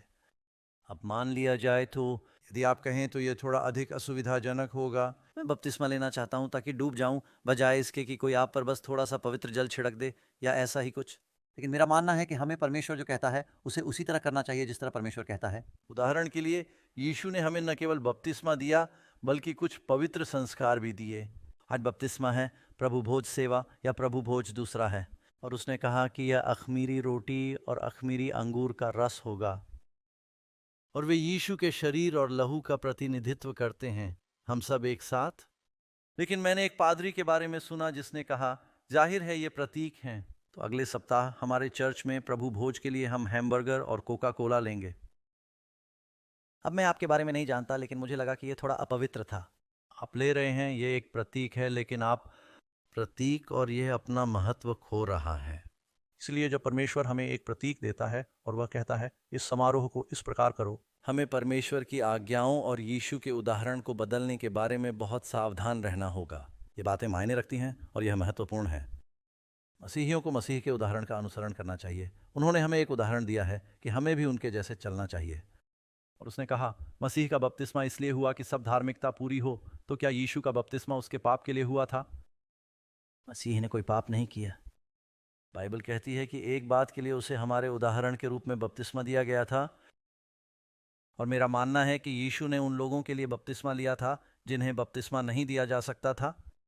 अब क्या स्वर्ग में ऐसे लोग होंगे जिनका बपतिस्मा नहीं हुआ? हाँ, बिल्कुल। क्रूस पर लटका हुआ चोर जो यीशु के पास आया, अपने जीवन के अंतिम समय में उन्होंने कहा, हे प्रभु, मुझे स्मरण रखना। यीशु ने वादा किया, तुम मेरे साथ रहोगे स्वर्ग। वह नीचे उतरकर बपतिस्मा नहीं ले सका। यीशु ने उसके बपतिस्मा का श्रेय उसे दिया, ठीक वैसे ही जैसे यीशु हमें अपने धार्मिक जीवन का श्रेय देते हैं। आमीन। और इसलिए जो लोग बपतिस्मा नहीं ले सकते, उनके लिए यीशु ने कहा, मैं अपने बपतिस्मा का श्रेय तुम्हें दूंगा। संख्या 6, फिलिप्पुस ने इथियोपिया के खजाने का बपतिस्मा कैसे किया? प्रेरितों के काम की किताब से एक और उदाहरण लीजिए। अध्याय 8 पद 38 और 39 में देख सकते हैं। फिलिप, जो डीकनों में से एक था, बाद में एक सुसमाचार प्रचारक बन गया। उसे पवित्र आत्मा द्वारा गाजा के मार्ग पर भेजा गया है और यह कहता है कि रास्ते में वह इस बहुत अमीर व्यक्ति से मिलता है, इथियोपिया के कोषाध्यक्ष, जो संभवतः सड़क के किनारे छाया में खड़े होकर पढ़ रहे हैं। यशायाह की पांडुलिपि से फिलिप उसे पढ़ते हुए सुनता है। वह जोर जोर से पढ़ रहा है। वह यशायाह 34 में यीशु के बारे में भविष्यवाणी पढ़ रहा है। फिलिप उनकी बातें सुनता है और कहता है, मुझे पता है कि मैं यहाँ क्यों हूँ। वह कहता है, क्या तुम्हें पता है कि तुम क्या पढ़ रहे हो? और उसने कहा, तुम्हें पता है, बिना किसी के समझाए इसे समझना वाकई मुश्किल है। फिलिप ने कहा, क्या मैं बता सकता हूँ? उन्होंने उसे रथ पर आमंत्रित किया और आपके सामने बाइबल में सहयात्री का पहला उदाहरण है। और जैसे जैसे वे आगे बढ़ते गए, तब फिलिप्पुस ने समझाया कि यीशु, यशायाह और कई अन्य भविष्यवाणियों में उस भविष्यवाणी की पूर्ति, और यह व्यक्ति आत्मा और सत्य की शक्ति से इतना अभिभूत था, वह जो कह रहा था उसने कहा, मैं अपना दिल यीशु को देना चाहता हूँ, यहाँ पानी है, मुझे बपतिस्मा लेने से क्या रोक रहा है? इसलिए हम नहीं जानते कि वह भूमध्य सागर की ओर इशारा कर रहा था, या हो सकता है कि उसने ऐसा किया हो, कोई नाला या नदी, हमने तो नहीं बताया, लेकिन वहाँ पानी का कोई स्रोत ज़रूर था। लेकिन जो पढ़ा वह ये है कि फिलिप्पुस और खोजा दोनों पानी में उतरे और उसने उन्हें बपतिस्मा दिया। अब जब वे पानी से बाहर आ गए हैं तो क्या यह स्पष्ट है कि उन्हें डुबोया जा रहा है? वे दोनों पानी में उतरे और पानी से बाहर आ गए। प्रभु की आत्मा ने फिलिप्पुस को उठा लिया। आपको किसी व्यक्ति को एक स्थान से दूसरे स्थान पर भेजे जाने का पहला बाइबलीय उदाहरण मिला है। अचानक फिलिप खुद को पाता है।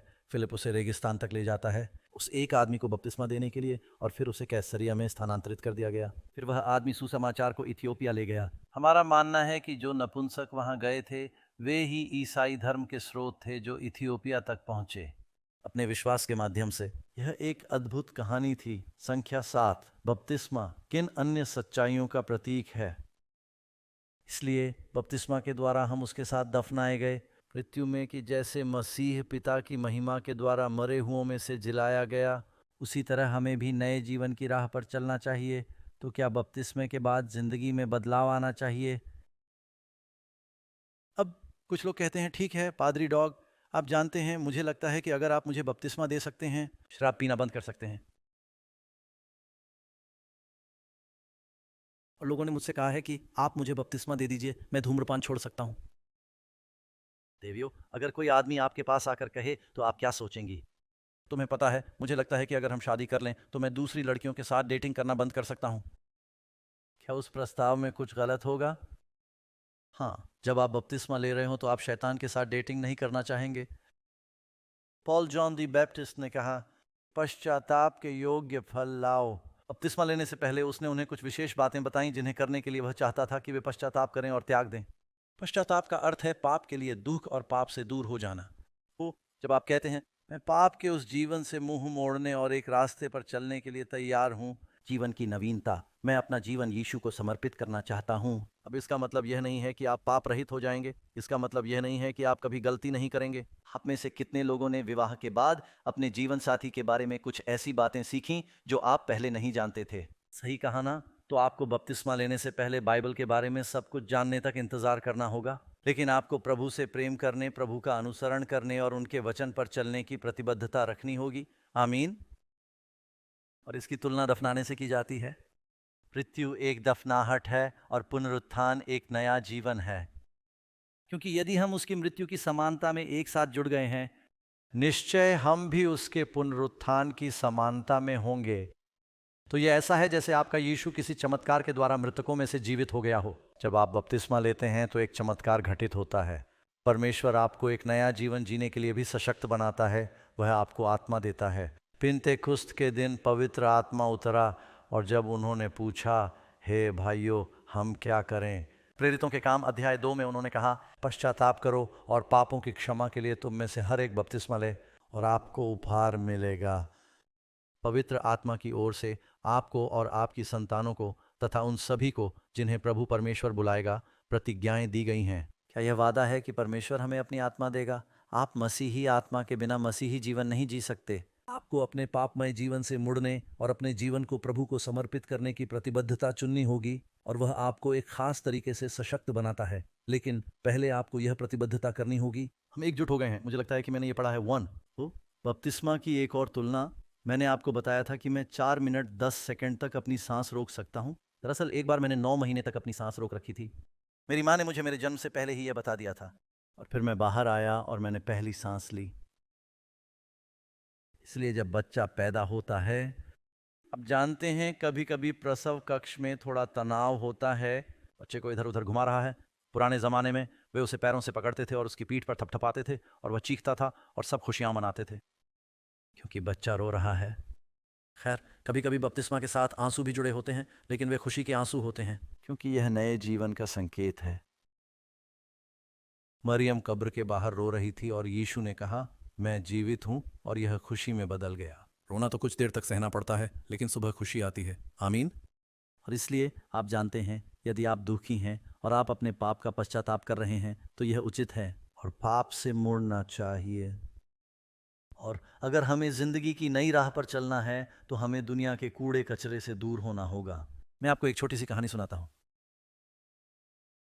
यदि आप ईसाई बनना चाहते हैं तो आपको कूड़ेदान में गोता लगाना बंद करना होगा। अब जब मैं पहाड़ों में एक गुफा में रहता था, घर से भाग गया था, मैं सड़कों पर रहता था, मैं एक गुफा में रहता था, आप जानते हैं, मैं ईसाई मिशनों में जाता था और ड्रग्स का उपयोग करता था। और मैं इस बारे में ज़्यादा नहीं बताऊंगा, लेकिन मैं सबसे नीचे था। परित्यक्त इमारतों में सोना। जब आप बेघर होने की बात करते हैं तो आप कह सकते हैं कि मैं बेघर था, लेकिन असल में ये मेरी मर्जी से था उस ज़माने में। लेकिन मैं एक सामान्य परिवार में पला बड़ा हूँ, जहाँ आप जानते हैं हमने चांदी के बर्तनों में खाना खाया और बाजार से किराने का सामान खरीदा। लेकिन मेरे कुछ दोस्त थे जो कूड़ेदान से खाना निकालते थे। जब मैंने पहली बार ऐसा होते देखा तो मैंने सोचा कि ये तो घिनौना कृत्य है।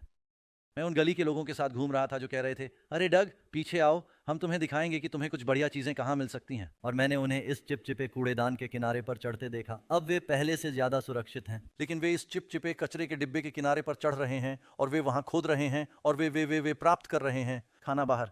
पता है, दागदार केले, मुड़े हुए डिब्बे, एक दिन पुरानी ब्रेड, मतलब जो भी उन्हें मिल जाता। और मैंने सोचा ये तो सबसे घिनौनी बात है। अरे यार, मैं समझ सकता हूँ कि वो ऐसा कैसे कर सकते हैं, लेकिन मैं उनके साथ घूमता रहा और मैंने देखा कि मेरे लिए कूड़ेदान के करीब पहुंचना आसान होता जा रहा था।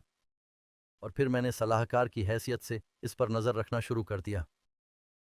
और मैं कहता हूँ वहाँ एक कैन है, मक्का तो जैसे मर गया है, मुझे लगता है इसे मेरे लिए भी ले लो, क्या तुम और वो केले जो बीच में हैं ठीक लग रहे हैं? पकड़ना चाहता हूँ। और फिर मैं किनारे पर पहुँचने लगा और अगली बात मैं उसमें चढ़ रहा था। ये धीरे धीरे हुआ। आप उस स्थान पर पहुंच सकते हैं जहां पाप नहीं लगता। लेकिन जब आप दोबारा जन्म लेंगे तो आपको वे चीज़ें मिलेंगी जिन्हें आप कभी प्यार करते थे, अब आप उनसे नफरत करते हैं। और जिन चीज़ों से आप कभी नफरत करते थे, अब आप उनसे प्यार करते हैं। जब मैं पहली बार चर्च जाने लगा तो मैंने उन्हें गाते सुना। मैंने सोचा, ओह ये तो बहुत बुरा है। मैंने सुना, तुम्हें पता है, सामने एक महिला पियानो पर बज रही थी और ये सभी बूढ़े लोग थे गाते हुए। और मैं देखता रहता था कि गाने में कितने पद हैं। मुझे लगता है जब तक ये पूरे नहीं हो जाते मैं बाथरूम चला जाऊंगा। क्योंकि मैं दुनिया भर के संगीत का आदी था, इसलिए मुझे लगा कि यह दर्दनाक है। और मैं बता सकता हूं कि आप में से कुछ लोग अभी भी ऐसा ही महसूस करते हैं। लेकिन तुम्हें पता है मेरे साथ क्या हुआ? एक दिन मैंने देखा सिर्फ 3 ही आयतें हैं, देखता हूं क्या कर सकता हूं। और मैं वहां बैठा था और वे गा रहे थे, और संगीत, ताल और सामंजस्य के बारे में सोचने के बजाय मैंने शब्दों को देखा। और मुझे अभी भी याद है कि गीत था, मैं यीशु के प्रेम के बारे में गाऊंगा, उसके विषय में गाऊं जिसने पहले मुझसे प्रेम किया, कि वह अपना सिंहासन छोड़कर कलवरी पर मर गया। और अचानक मैं रोने लगी। और बहुत जल्द जिन चीज़ों से मैं नफ़रत करता था उनसे मुझे प्यार हो गया, और जिन चीज़ों से मैं प्यार करता था उनसे मुझे नफ़रत हो गई। मुझे सिगरेट बहुत पसंद थी, मेरे लिए इसे छोड़ना बहुत मुश्किल था। ये इतना कठिन था कि जब मैंने सिगरेट छोड़ दी तो सड़क के उस पार जब कोई सिगरेट जलाता था, मैं सड़क पार करके उनके पीछे चलता, और जब वे सांस छोड़ते तो मैं भी सांस लेता।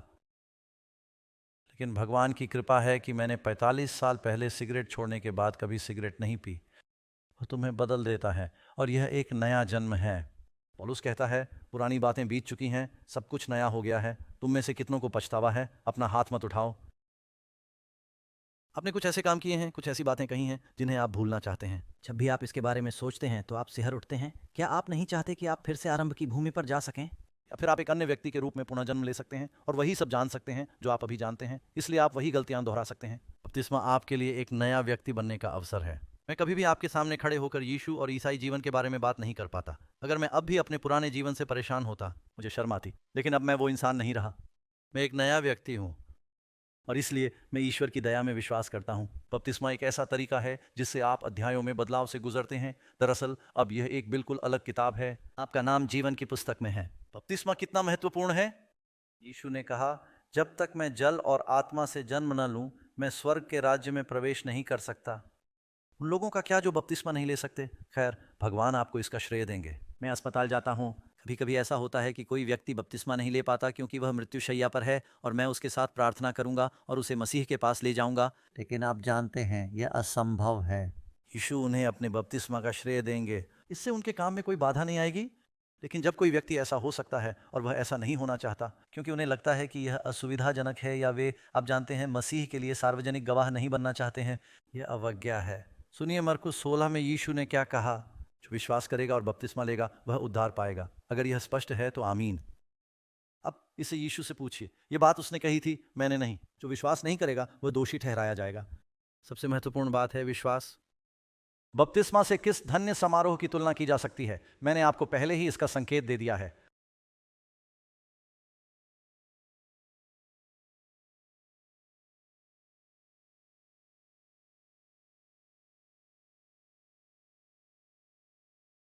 जैसे एक स्त्री विवाह में अपने पति का नाम लेती है, वैसे ही ईसाई लोग मसीह का नाम लेते हैं।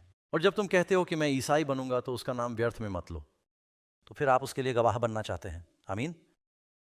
हे पतियों, अपनी अपनी पत्नी से वैसा ही प्रेम रखो जैसा मसीह ने कलीसिया से प्रेम रखा और अपने आप को उसके लिए दे दिया कि उसे वचन के स्नान से पवित्र और शुद्ध करे, वचन के द्वारा जल से धोने से। ध्यान दें, वचन के द्वारा जल से धोने से। परमेश्वर के वचन में शुद्धिकरण और पवित्रीकरण का प्रभाव है। बपतिस्मा में जो पवित्रता है वह हमें शुद्ध नहीं करती।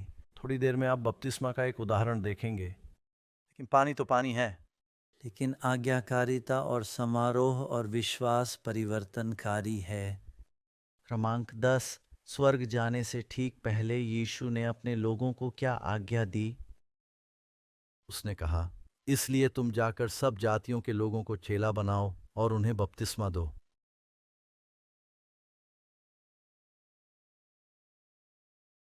क्या हमें पिता, पुत्र, पवित्र या यीशु या प्रभु के नाम से बपतिस्मा लेना चाहिए? क्योंकि बाइबल में इन तीनों का इस्तेमाल किया गया है। हम इसका जवाब शुक्रवार रात को देंगे, ठीक है? परंतु यीशु ने कहा, पिता, पुत्र और पवित्र आत्मा के नाम से बपतिस्मा दो और उन्हें सब बातें मानना सिखाओ जो मैंने तुम्हें आज्ञा दी है। बपतिस्मा लेने से पहले एक शिक्षा दी जाती है। एक व्यक्ति को पता होना चाहिए कि वह क्या कर रहा है, और बपतिस्मा के बाद भी शिक्षा मिलती है। हम हमेशा सीखते रहते हैं। आमीन। तो क्या बपतिस्मा लेने से पहले आपको सब कुछ जानना जरूरी है? आपको उस प्रतिबद्धता के मूल सिद्धांतों को जानना होगा।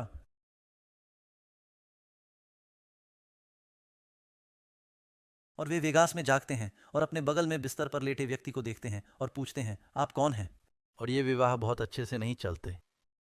आप उस व्यक्ति को जानना चाहते हैं जिससे आप शादी कर रहे हैं। पतरस ने इस आदेश का पालन किया जब पिन्तेकुस्त के दिन उसने कहा, पश्चाताप करो और तुम में से हर एक यीशु मसीह के नाम पर बपतिस्मा ले पाप की क्षमा के लिए। संख्या 11, बपतिस्मा लेने से पहले बाइबल में क्या योग्यताएं होनी चाहिए? बपतिस्मा लेने से पहले क्या मापदंड होने चाहिए? लीजिए, ये लीजिए, हमारे पास एक धर्म ग्रंथ है। आप अपना फोन निकाल सकते हैं, तस्वीर ले सकते हैं, लेकिन ये आपके पाठ में भी है। नंबर 1, आपको यीशु की शिक्षाओं को समझने की जरूरत है। मत्ती 28। जाओ और सब राष्ट्रों को सिखाओ। दूसरा, उसकी शिक्षाओं पर विश्वास करो। फिलिप्पुस ने उस कुशी से कहा, यदि तू संपूर्ण मन से विश्वास रखता है तो कर सकता है। तीसरा, पश्चाताप करो। पतरस ने कहा, पश्चाताप करो और बपतिस्मा लो। चौथा, अपने पापों को परमेश्वर के सामने स्वीकार करने की इच्छा। आपको उन्हें किसी पुजारी के सामने स्वीकार करने की जरूरत नहीं है। आपको शायद किसी को यह स्वीकार करना होगा कि आपने उसे ठेस पहुंचाई है और माफी भी मांगनी होगी। लेकिन आप सार्वजनिक रूप से सिर्फ उसी बात का इकबालियां बयान देते हैं जो आपने वाकई सार्वजनिक रूप से की हो। आमतौर पर यह निजी होता है। अपने पापों को स्वीकार करो और पश्चाताप करो। नंबर 5, पूरे दिल से विश्वास करो। संख्या 9, मसीह को अपना निजी उद्धारकर्ता और राजा स्वीकार करें और उस नए जन्म का अनुभव करने की इच्छा। अब इस बात को ध्यान में रखते हुए, क्या एक बच्चा ऐसा कर सकता है? नहीं। आप में से कई लोग जो सुन रहे हैं कहते हैं कि उनका बपतिस्मा बचपन में ही हो गया था। क्या यह गिनती में आता है? नहीं, बिल्कुल नहीं। ये बाइबल वाला बपतिस्मा नहीं है। आपके माता पिता ने आपको समर्पित किया है। अब यीशु को एक शिशु के रूप में समर्पित किया गया था, लेकिन 30 वर्ष की आयु तक उनका बपतिस्मा नहीं हुआ था। जब आपके माता पिता ने आपको समर्पित किया तो उनका इरादा अच्छा था। अगर आप एक शिशु होते तो शायद आपके पास इस मामले में कोई विकल्प नहीं होता। बपतिस्मा एक ऐसी चीज है जिसका चुनाव आपको करना ही होता है। हर व्यक्ति, क्या आप जानते हैं कि परमेश्वर के कोई पोते पोतियां नहीं हैं? आप ये नहीं कह सकते कि मेरे पिता पादरी थे और इसका मतलब यह है कि मैं ईसाई हूँ। आपका प्रभु के साथ व्यक्तिगत संबंध होना चाहिए। आमीन। संख्या 12, बपतिस्मा के ये सभी नकली रूप कहां से उत्पन्न हुए? उत्तर 2, परमेश्वर की आज्ञा को टालकर तुम क्या करते हो? पुरुषों की परंपरा। मसीह ने कहा, तुम्हारे पास उपेक्षा करने का एक बढ़िया तरीका है। हे ईश्वर, आप अपनी परंपरा का पालन करें। वह इसे 2-3 बार अलग अलग तरीकों से कहता है। यीशु को इस बात से वास्तविक समस्या थी कि मनुष्य द्वारा बनाए गए कानून परमेश्वर की आज्ञाओं से ऊपर हैं। पहले क्या आना चाहिए, मानव निर्मित परंपरा या ईश्वर की आज्ञाएं? तो अगर दुनिया में हर कोई एक खास तरीके से काम करता है और आप कहते हैं ठीक है यही लोकप्रिय है, हर कोई ऐसा कर रहा है, तो इसका मतलब ये नहीं कि यह सही है। आप परमेश्वर के वचन का अनुसरण करना चाहते हैं, यही वह समय है जब आप चट्टान पर निर्माण कर रहे हैं। दोस्तों, न्याय के दिन आपको बस इतना कहना है, हे प्रभु, यह आपके वचन में था, मैंने वही किया जो यीशु ने किया, और आप सुरक्षित हैं। आमीन। यदि आप उनके उदाहरण का अनुसरण कर सकें, उन्होंने व्यर्थ मेरी आराधना की क्योंकि वे मनुष्यों की आज्ञाओं को धर्मोपदेश करके सिखाते थे। अब मैं बहुत से लोगों को ईमानदारी से जानता हूं और यह एक सुंदर समारोह। उन्होंने अपने बच्चों का बपतिस्मा तो कराया, लेकिन वह असल में बपतिस्मा नहीं था, वह तो समर्पण था। मैं अपने चर्च में शिशु समर्पण समारोह आयोजित कर रहा हूं, जहां पादरी रॉस और मैं हम लगातार 3 हफ्ते से काम कर रहे हैं, और यह एक शानदार अवसर है। हम अभी भी छोटे बच्चों को समर्पित करते हैं। आप इतिहास जानना चाहते हैं, यह साबित करना वाकई आसान है। डुबकी द्वारा बपतिस्मा ही एकमात्र तरीका था। चर्च के इतिहास के कम से कम पहले 1000 वर्षों तक इसका अभ्यास किया गया। यहाँ इज़राइल में एक प्राचीन बपतिस्मा स्थान है। यह एक बपतिस्मा स्थान है, बेशक नामान इसका एक उदाहरण है। वह पानी में उतरा, पानी से बाहर आया। यह एक प्राचीन बपतिस्मा स्थान है, प्रथम शताब्दी का फिलिप्पी, जहाँ वे पानी में उतरे और पादरी के साथ बपतिस्मा लिया। यहाँ नेगेव रेगिस्तान में बीजांटिन बपतिस्मा स्थल में एक और बपतिस्मा स्थल है। ट्राई से मई तक की तारीख। यहाँ इम्माउस में पहली सदी का बपतिस्मा स्थान है, और मेरे पास इफिसुस के बपतिस्मा स्थान की तस्वीरें हैं। में से कितने लोग पीसा की झुकी हुई मीनार देखने गए हैं या उसके बारे में सुना है? मैं वहाँ रहा हूँ, बहुत समय हो गया है, मुझे लगता है मैं तब 16 साल का था। टावर के ठीक सामने यह चर्च है जिसे आप चित्र में देख सकते हैं। चर्च के अंदर एक वस्तु है, वह वस्तु बपतिस्मा स्थान है जहाँ आप पानी में कदम रखते हैं। यहाँ तक कि रोमन चर्च के पुजारी भी लोगों को डुबकी लगाकर बपतिस्मा देते थे, 1000 से अधिक अल्फमीर ई तक। सदियों बाद तक ऐसा नहीं हुआ।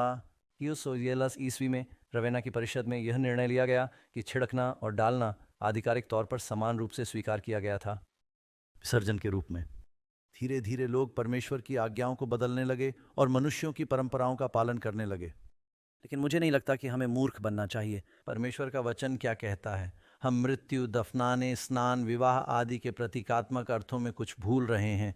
नया जन्म, यह सब तब होता है जब आप डूबे होते हैं, आप क्षण भर के लिए अपनी सांस रोक लेते हैं और तुम ऊपर आते हो, तुम नई सांस लेते हो। यह धुलाई का प्रतीक है, और यह एक तालाब हो सकता है, यह एक बपतिस्मा स्थल हो सकता है, यह एक नदी हो सकती है, यह एक महासागर हो सकता है, जब तक आपके पास पानी में विसर्जन और नए जन्म के प्रतीक हैं। संख्या 13। लेकिन क्या पवित्र आत्मा का बपतिस्मा डुबकी द्वारा बपतिस्मा का स्थान नहीं ले लेता? नहीं, आप बाइबल में पढ़ सकते हैं। पतरस ने कहा, मन फिराओ और तुम में से हर एक परमेश्वर के नाम से बपतिस्मा ले। पापों की क्षमा के लिए यीशु मसीह की आराधना करें और आपको पवित्र आत्मा का उपहार प्राप्त होगा। आपको बपतिस्मा और जल अर्थात आत्मा में बपतिस्मा दोनों की आवश्यकता है। आप पढ़ सकते हैं कि पतरस कुरनेलियुस और उसके घराने को कहाँ प्रचार कर रहा है। ये एक रोमन है, एक रोमन सूबेदार, वह तो यहूदी भी नहीं है। और अचानक वे पवित्र आत्मा से भर गए और अन्य भाषाएं बोलने लगे। और पौलुस ने कहा, देखो उन्हें अन्य भाषा बोलने का वरदान मिला है। जाहिर है भगवान उन्हें आशीर्वाद दे रहे हैं। और फिर वह आगे कहते हैं, पानी में बपतिस्मा लेने से कौन रोक सकता है? उसने कहा, वाह, तुम्हें आत्मा में बपतिस्मा मिला है। आपको जल बपतिस्मा की भी आवश्यकता है, क्योंकि बाइबल कहती है कि आपको जल से जन्म लेना होगा। और आत्मा, शायद मुझे इस बारे में और अधिक कहना चाहिए। बहुत सारे चर्चों में, हमारा चर्च, बैप्टिस्ट चर्च और अन्य जो विसर्जन द्वारा बपतिस्मा में विश्वास करते हैं, जब आप कोई सुसमाचार सभा करते हैं या कोई पुनरुत्थान होता है, तो वे हमेशा पूछते हैं कि कितने लोगों ने बपतिस्मा लिया। वे जानना चाहते हैं कि कितने लोगों ने पानी में बपतिस्मा लिया। लेकिन बाइबल कहती है कि आपको दोनों बपतिस्मा की ज़रूरत है। आत्मा में बपतिस्मा को मापना शायद थोड़ा कठिन है। आप इजराइल के बच्चों को जानते हैं। इससे पहले कि वे वादा किए गए देश में जाते, पौलुस पहले कुरिन्थियों अध्याय 10 में कहता है, वे नीचे चले गए, लाल सागर में बपतिस्मा लिया गया। मिस्र से निकलने से पहले पूरे राष्ट्र ने समुद्र में बपतिस्मा लिया था। यह इसी का प्रतीक था। वे लाल सागर से नीचे उतरे और फिर एक अग्नि स्तंभ आया और उन्होंने उस अग्नि में बपतिस्मा लिया। उन्होंने जल बपतिस्मा लिया, उन्होंने आत्मा बपतिस्मा लिया। नूह के दिनों में दुनिया को पानी में बपतिस्मा दिया गया था, सही है। बाइबल कहती है कि जब यीशु दोबारा आएगा तो उसे आग में बपतिस्मा दिया जाएगा। आपको जल बपतिस्मा, आत्मा बपतिस्मा मिलता है, फिर वह एक नई पृथ्वी बनाता है। हमें दोनों बपतिस्मा की ज़रूरत है। आमीन। तो संख्या 24, क्या पुनः बपतिस्मा कभी उचित है? हाँ, आप प्रेरितों के काम 19 में एक अनुभव के बारे में पढ़ सकते हैं जहां पौलुस इफिसुस के 12 विश्वासियों को प्रचार कर रहा है। उन्हें जॉन द बैप्टिस्ट द्वारा बपतिस्मा दिया गया, अर्थात डुबकी द्वारा बपतिस्मा दिया गया। उन्होंने यीशु की सारी शिक्षाओं के बारे में नहीं सुना था और वे मसीह के बलिदान और उनके लिए उसने जो कुछ किया उसके बारे में सब कुछ नहीं समझ पाए। और इसलिए पौलुस ने उन्हें यीशु के बारे में प्रचार किया। उन्होंने कहा, हमने तो पवित्र आत्मा के विषय में भी नहीं सुना। उसने पूछा, तो फिर तुमने किसका बपतिस्मा लिया? उन्होंने कहा, यूहन्ना का बपतिस्मा जो नदी में डुबकी लगाने से होता है। पाल ने कहा, यूहन्ना ने वास्तव में पश्चाताप के बपतिस्मा के साथ बपतिस्मा दिया और कहा कि जब उन्होंने यह सुना तो उस पर जो उसके बाद आने वाला है अर्थात मसीह यीशु पर विश्वास किया। उन्हें प्रभु यीशु के नाम पर बपतिस्मा दिया गया, दूसरा बपतिस्मा। तो ये 3 कारण हैं कि एक व्यक्ति पुनः बपतिस्मा ले सकता है। हेंस आपका बपतिस्मा बाइबल के अनुसार नहीं हुआ था। हो सकता है कि यह बचपन में हुआ हो या आपको पानी छिड़क कर या किसी अन्य गैर बाइबल विधि से बपतिस्मा दिया गया हो। आज्ञाकारी होने के लिए आपको यीशु की तरह बपतिस्मा लेना चाहिए। दूसरा कारण यह है कि यदि आपने स्वयं को प्रभु से अलग कर लिया है। कभी कभी लोग गर्मियों में एक समूह के साथ बपतिस्मा लेते हैं, शिविर में जाते हैं और वे अपनी दिनचर्या से गुजरते हैं और बच्चों को जल्दी से बपतिस्मा दिया जाता है और फिर वे दूर चले जाते हैं और वे चर्च जाना बंद कर देते हैं और वे रहते हैं शैतान। और अगर आप वापस आते हैं तो आप दोबारा बपतिस्मा लेने पर विचार कर सकते हैं। इसके लिए भी एक समय होता है। जैसे अगर आप अपने जीवन साथी को तलाक दे दें और आपको एहसास हो कि यह एक गलती थी, तो क्या आपको दोबारा शादी करनी होगी? कानून यही कहता है, तो यह पुनः बपतिस्मा का मामला होगा। तीसरा उदाहरण उस एक जैसा है जिसे हमने अभी पढ़ा। कभी कभी लोग ये समझ ही नहीं पाते कि उनका बपतिस्मा बहुत जल्दी हो गया है और वे प्रभु से प्रेम तो करते हैं लेकिन बहुत सी सच्चाई से चूक गए हैं। वे कहते हैं, मुझे पूरे संदेश के साथ एक नई शुरुआत करनी होगी। अब मेरा 2 बार बपतिस्मा हो चुका है। पहली बार जब मेरा बपतिस्मा हुआ तब मैं पहाड़ों में एक गुफा में रह रहा था और मैंने बाइबल पढ़ी और मैंने यीशु को स्वीकार कर लिया, लेकिन मेरा बपतिस्मा नहीं हुआ था। मैंने इस विषय का वास्तव में अध्ययन नहीं किया था। मैंने इसे पढ़ा लेकिन मैंने वास्तव में इसके बारे में नहीं सोचा था। और बैप्टिस्ट यात्री मेरी गुफा के पास आए। वे मुझसे बात करने लगे। वे मुझे गवाही दे रहे थे। फिर उन्होंने पूछा, क्या तुमने बपतिस्मा लिया है? उन्होंने कहा, नहीं। हे प्रभु, धन्य हो, वे कैलवरी बैप्टिस्ट थे और मुझे बपतिस्मा देना चाहते थे। तो उन्होंने मुझे बपतिस्मा के बारे में शास्त्रों पर एक छोटा सा बाइबल अध्ययन दिया। कहा, अच्छा यह वहाँ है? ज़रूर। बस उन्होंने यह हिस्सा छोड़ दिया कि मुझे परमेश्वर की आज्ञाएं सिखाई जाए। और इस प्रकार मेरी गुफा के बाहर का तालाब पिघली हुई बर्फ से बना। उन्होंने कहा, ये रहा पानी, आओ बपतिस्मा लें। मैंने कहा, प्रभु की स्तुति हो, तुम्हें पता है। तो वे मुझे पानी में ले गए और मुझे बपतिस्मा दिया। मैं पानी से बाहर आते आते बचा क्योंकि वहाँ बहुत ठंड थी और मुझे लगा जैसे मैं फिर से पैदा हो गया हूँ। मैं आपको बताता हूँ। फिर जब उन्होंने मुझे बपतिस्मा दिया, वे प्रभु की स्तुति करते हुए अपने रास्ते पर चल पड़े। उन्होंने मुझे और कुछ नहीं सिखाया और मैंने सोचा मैं तो बिल्कुल अकेला हूँ। मैंने कहा, प्रभु की जय हो, मेरा बपतिस्मा हो गया है। मैं अपने दोस्तों को बताने के लिए बेताब हूँ। मैं शहर गया अपने दोस्तों को बताने के लिए। उन्होंने कहा, चलो जश्न मनाते हैं। हमने बियर ली, हम पार्टी करने लगे और मुझे गिरफ्तार कर लिया गया। और मेरे बपतिस्मा का पहला दिन जेल में बीता। जेल में अन्य लोगों को यीशु के बारे में गवाही देते हुए। बाद में एक अद्भुत वृद्ध पादरी ने मेरे साथ अध्ययन किया। उन्होंने मुझे धूम्रपान और शराब छोड़ने में मदद की। उन्होंने मुझे बपतिस्मा दिया और ये बात मेरे दिमाग में बैठ गई। मैं समझ गया, अब जब मैं जेल जाता हूं तो मैं जेल ही जाता हूं, इसलिए ये थोड़ा अलग है। ठीक है। और फिर नंबर कंद, क्या बपतिस्मा चर्च में शामिल होने से जुड़ा है? हाँ, बाइबल कहती है जिन लोगों ने खुशी से उसका वचन स्वीकार किया उन्होंने उस दिन बपतिस्मा लिया और लगभग 3 मील जोड़े गए। देवियो, आप उस आदमी के बारे में क्या सोचेंगे जिसने कहा, मैं तुमसे प्यार करता हूं, मैं तुमसे शादी करना चाहता हूं, मैं अन्य सभी लड़कियों के साथ डेटिंग करना बंद कर दूंगा, लेकिन क्या हमें सचमुच साथ रहना होगा? आप कहेंगे, अच्छा एक क्षण रुकिए, जानते हैं? तो लोग कहेंगे, मैं बपतिस्मा लेना चाहता हूं। मैं आध्यात्मिक तो हूं पर धार्मिक नहीं। मैं किसी चर्च में शामिल नहीं होना चाहता। मित्रों, इसमें कुछ गड़बड़ है क्योंकि कलीसिया मसीह का शरीर है। परमेश्वर चाहता है कि हम एक दूसरे से प्रेम करना सीखें। चर्च जहां आप प्रेम करना सीखते हैं। जब आप गुफा में एक सन्यासी होते हैं तो प्रेम करना वास्तव में आसान होता है। आपको लोगों के साथ व्यवहार करने की जरूरत नहीं है, लेकिन बाइबल यही नहीं सिखाती। हमें एक दूसरे से प्यार करना और साथ मिलकर काम करना सीखना होगा। आमीन। वे परमेश्वर की स्तुति करते हुए कलीसिया में शामिल हो गए और सब लोग उन पर अनुग्रह करने लगे। प्रभु प्रतिदिन उन लोगों को कलीसिया में जोड़ता था जो बचाए जा रहे थे। हमें एक शरीर में बुलाया गया है क्योंकि हम सब आत्मा के द्वारा एक देह होने के लिए बपतिस्मा लिए गए हैं। आत्मा मसीह देह अर्थात कलीसिया का सिर है जो पहिलौठे का आदि है।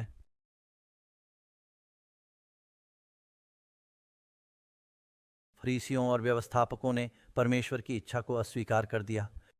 यूहन्ना से बपतिस्मा न पाकर हम किसकी सलाह ठुकरा रहे हैं? उन्होंने परमेश्वर की सलाह को अस्वीकार कर दिया। अपने वचन और उदाहरण से यीशु ने बपतिस्मा का समर्थन किया। संख्या 17। जब यीशु का बपतिस्मा हुआ तो पिता ने क्या कहा? यदि आप अपनी बाइबल में मत्ती की पुस्तक देखें, अध्याय 3 हमें बताता है कि जब मसीह का बपतिस्मा हुआ, वह पानी में उतरा और पानी से बाहर आया और आकाश खुल गया और कबूतर नीचे उतरा और स्वर्ग से एक आवाज आई, यह मेरा प्रिय पुत्र है, यह मेरी प्रिय पुत्री है, जिससे मैं बहुत प्रसन्न हूँ। जो यीशु के साथ हुआ वही आपके साथ भी हो। आकाश खुला है। आपके जीवन में शांति आती है।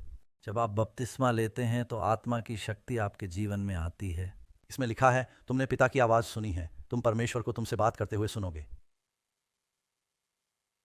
तुम अपने पीछे से ये आवाज सुनोगे, मार्ग यही है, इसी पर चलो। और फिर आपको स्वर्ग तक भी पहुंच प्राप्त होगी।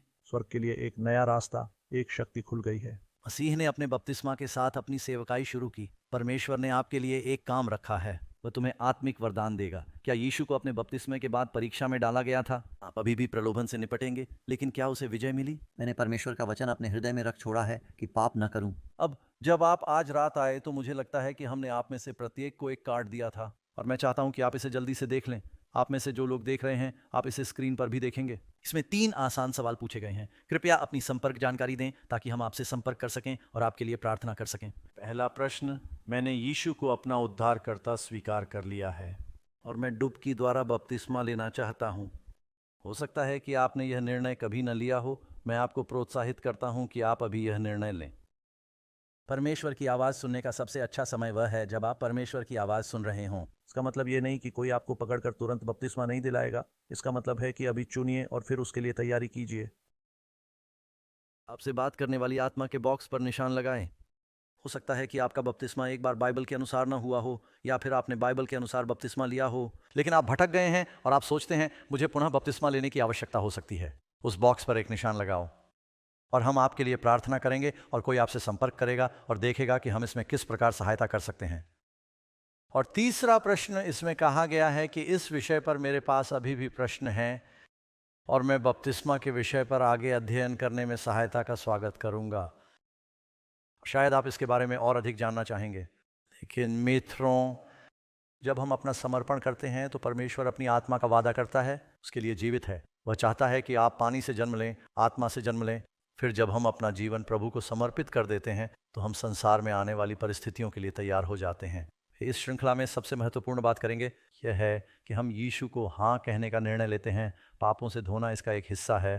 परमेश्वर ने पौलुस से कहा, तू क्यों देर कर रहा है? उठ, बपतिस्मा ले और प्रभु का नाम लेकर अपने पापों को धो डाल। और वह आपको एक नई शुरुआत देना चाहता है। क्या आप ऐसा चाहेंगे? इसे अपने कार्ड पर लिख लीजिए। मुझे लगता है कि हम एक उदाहरण देखेंगे। पादरी एडम, मैं इसे आपको सौंप दूंगा और मैं आपको इस खुश उम्मीदवार से परिचय कराऊंगा। दोस्त,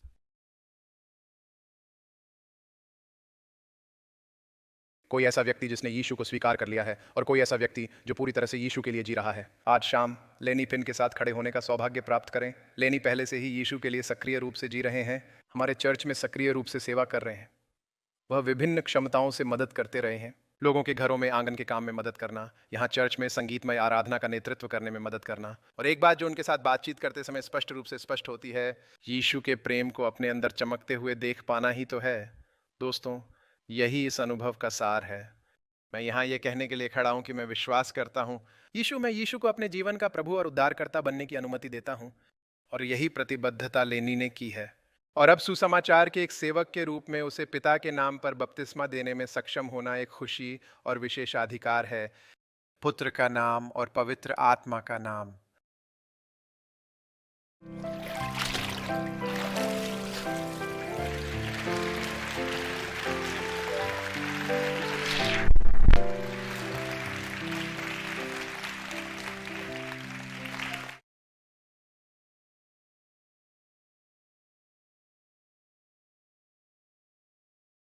क्योंकि यीशु ने कहा, मेरे पिता के सामने स्वर्ग में आनंद होता है जब इनमें से एक छोटे बच्चों के बारे में बात करते समय वह शिशु ईसाइयों के बारे में बात कर रहे होते हैं।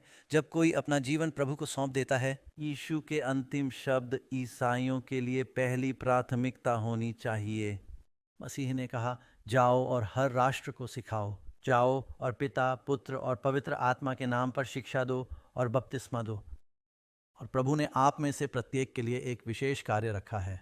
मुझे तब तक पता नहीं चला जब तक मैं 21 साल का नहीं हो गया और मेरा बपतिस्मा नहीं हो गया। मुझे इस बात का कोई अंदाज़ा नहीं था कि मुझ में प्रचार करने की क्षमता है। मुझे कुछ पता नहीं था। मैं जलाऊ लकड़ी बेच रहा था और मैकेनिक का काम कर रहा था। अगर आपने मुझे, मेरे दोस्तों और मेरे परिवार को उस समय बताया होता कि मैं एक पादरी बनूंगा, मैं परिवार की काली भेड़ था।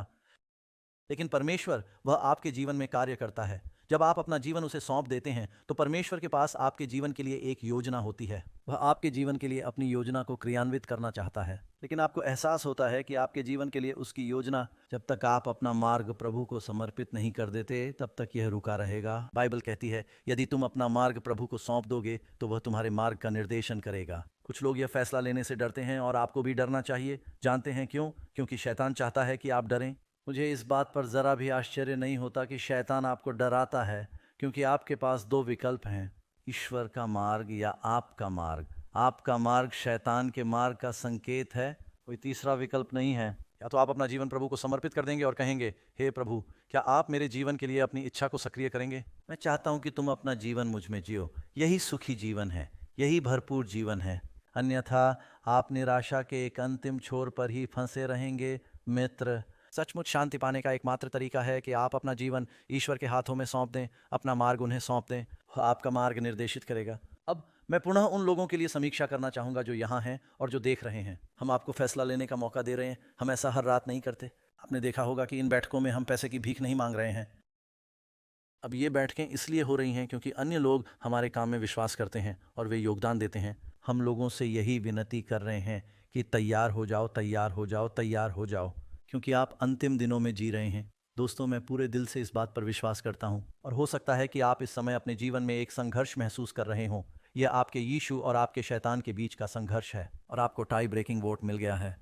यदि आपने अभी तक ऐसा नहीं किया है तो मैं आपको प्रोत्साहित करूंगा। यदि आप मानते हैं कि यीशु आपके पापों के लिए मरा और आप नई शुरुआत चाहते हैं तो हाँ पर निशान लगाएं। हम आपसे इस बारे में बात करेंगे। कोई आपकी बांह नहीं मरोड़ेगा, कोई आपको मजबूर नहीं करेगा। इससे कोई फायदा नहीं होगा। आपको शायद रिबैप्टिज्म में रुचि हो, अपने कार्ड पर निशान लगाएं। यहाँ आने वालों के लिए रास्ते में आपके कार्ड लेने के लिए दरवाजे पर द्वारपाल मौजूद होंगे। कृपया इसे उन्हें दे दीजिए। जो लोग देख रहे हैं, अगर आप उस इलाके के मेज़बान चर्चों से संपर्क करें, वे आपको बताएंगे कि क्या करना है ताकि वे प्रक्रिया कर सकें। आप अमेजिंग फैक्ट से भी संपर्क कर सकते हैं। हम आपको ऑनलाइन बाइबल अध्ययन कराएंगे ताकि हर कोई इसका लाभ उठा सके। नई शुरुआत करने के अपने फैसले पर अमल करने का कोई तरीका है। क्या मैं अंत में आपके लिए प्रार्थना कर सकता हूँ? प्रेमी प्रभु, आपका बहुत बहुत धन्यवाद आपके आशीर्वाद के लिए, और मैं प्रार्थना करता हूं कि आप यहां प्रत्येक व्यक्ति के साथ रहें जिसने आज रात यह निर्णय लिया है। उन्हें पवित्र आत्मा से भर दें, और मैं प्रार्थना करता हूं कि आप उनकी रक्षा करेंगे और हमें शुक्रवार की रात को फिर से वापस लाएंगे। हम मसीह के नाम पर प्रार्थना करते हैं, आमीन। दोस्तों, हमारी अगली मुलाकात कब है? शुक्रवार की रात।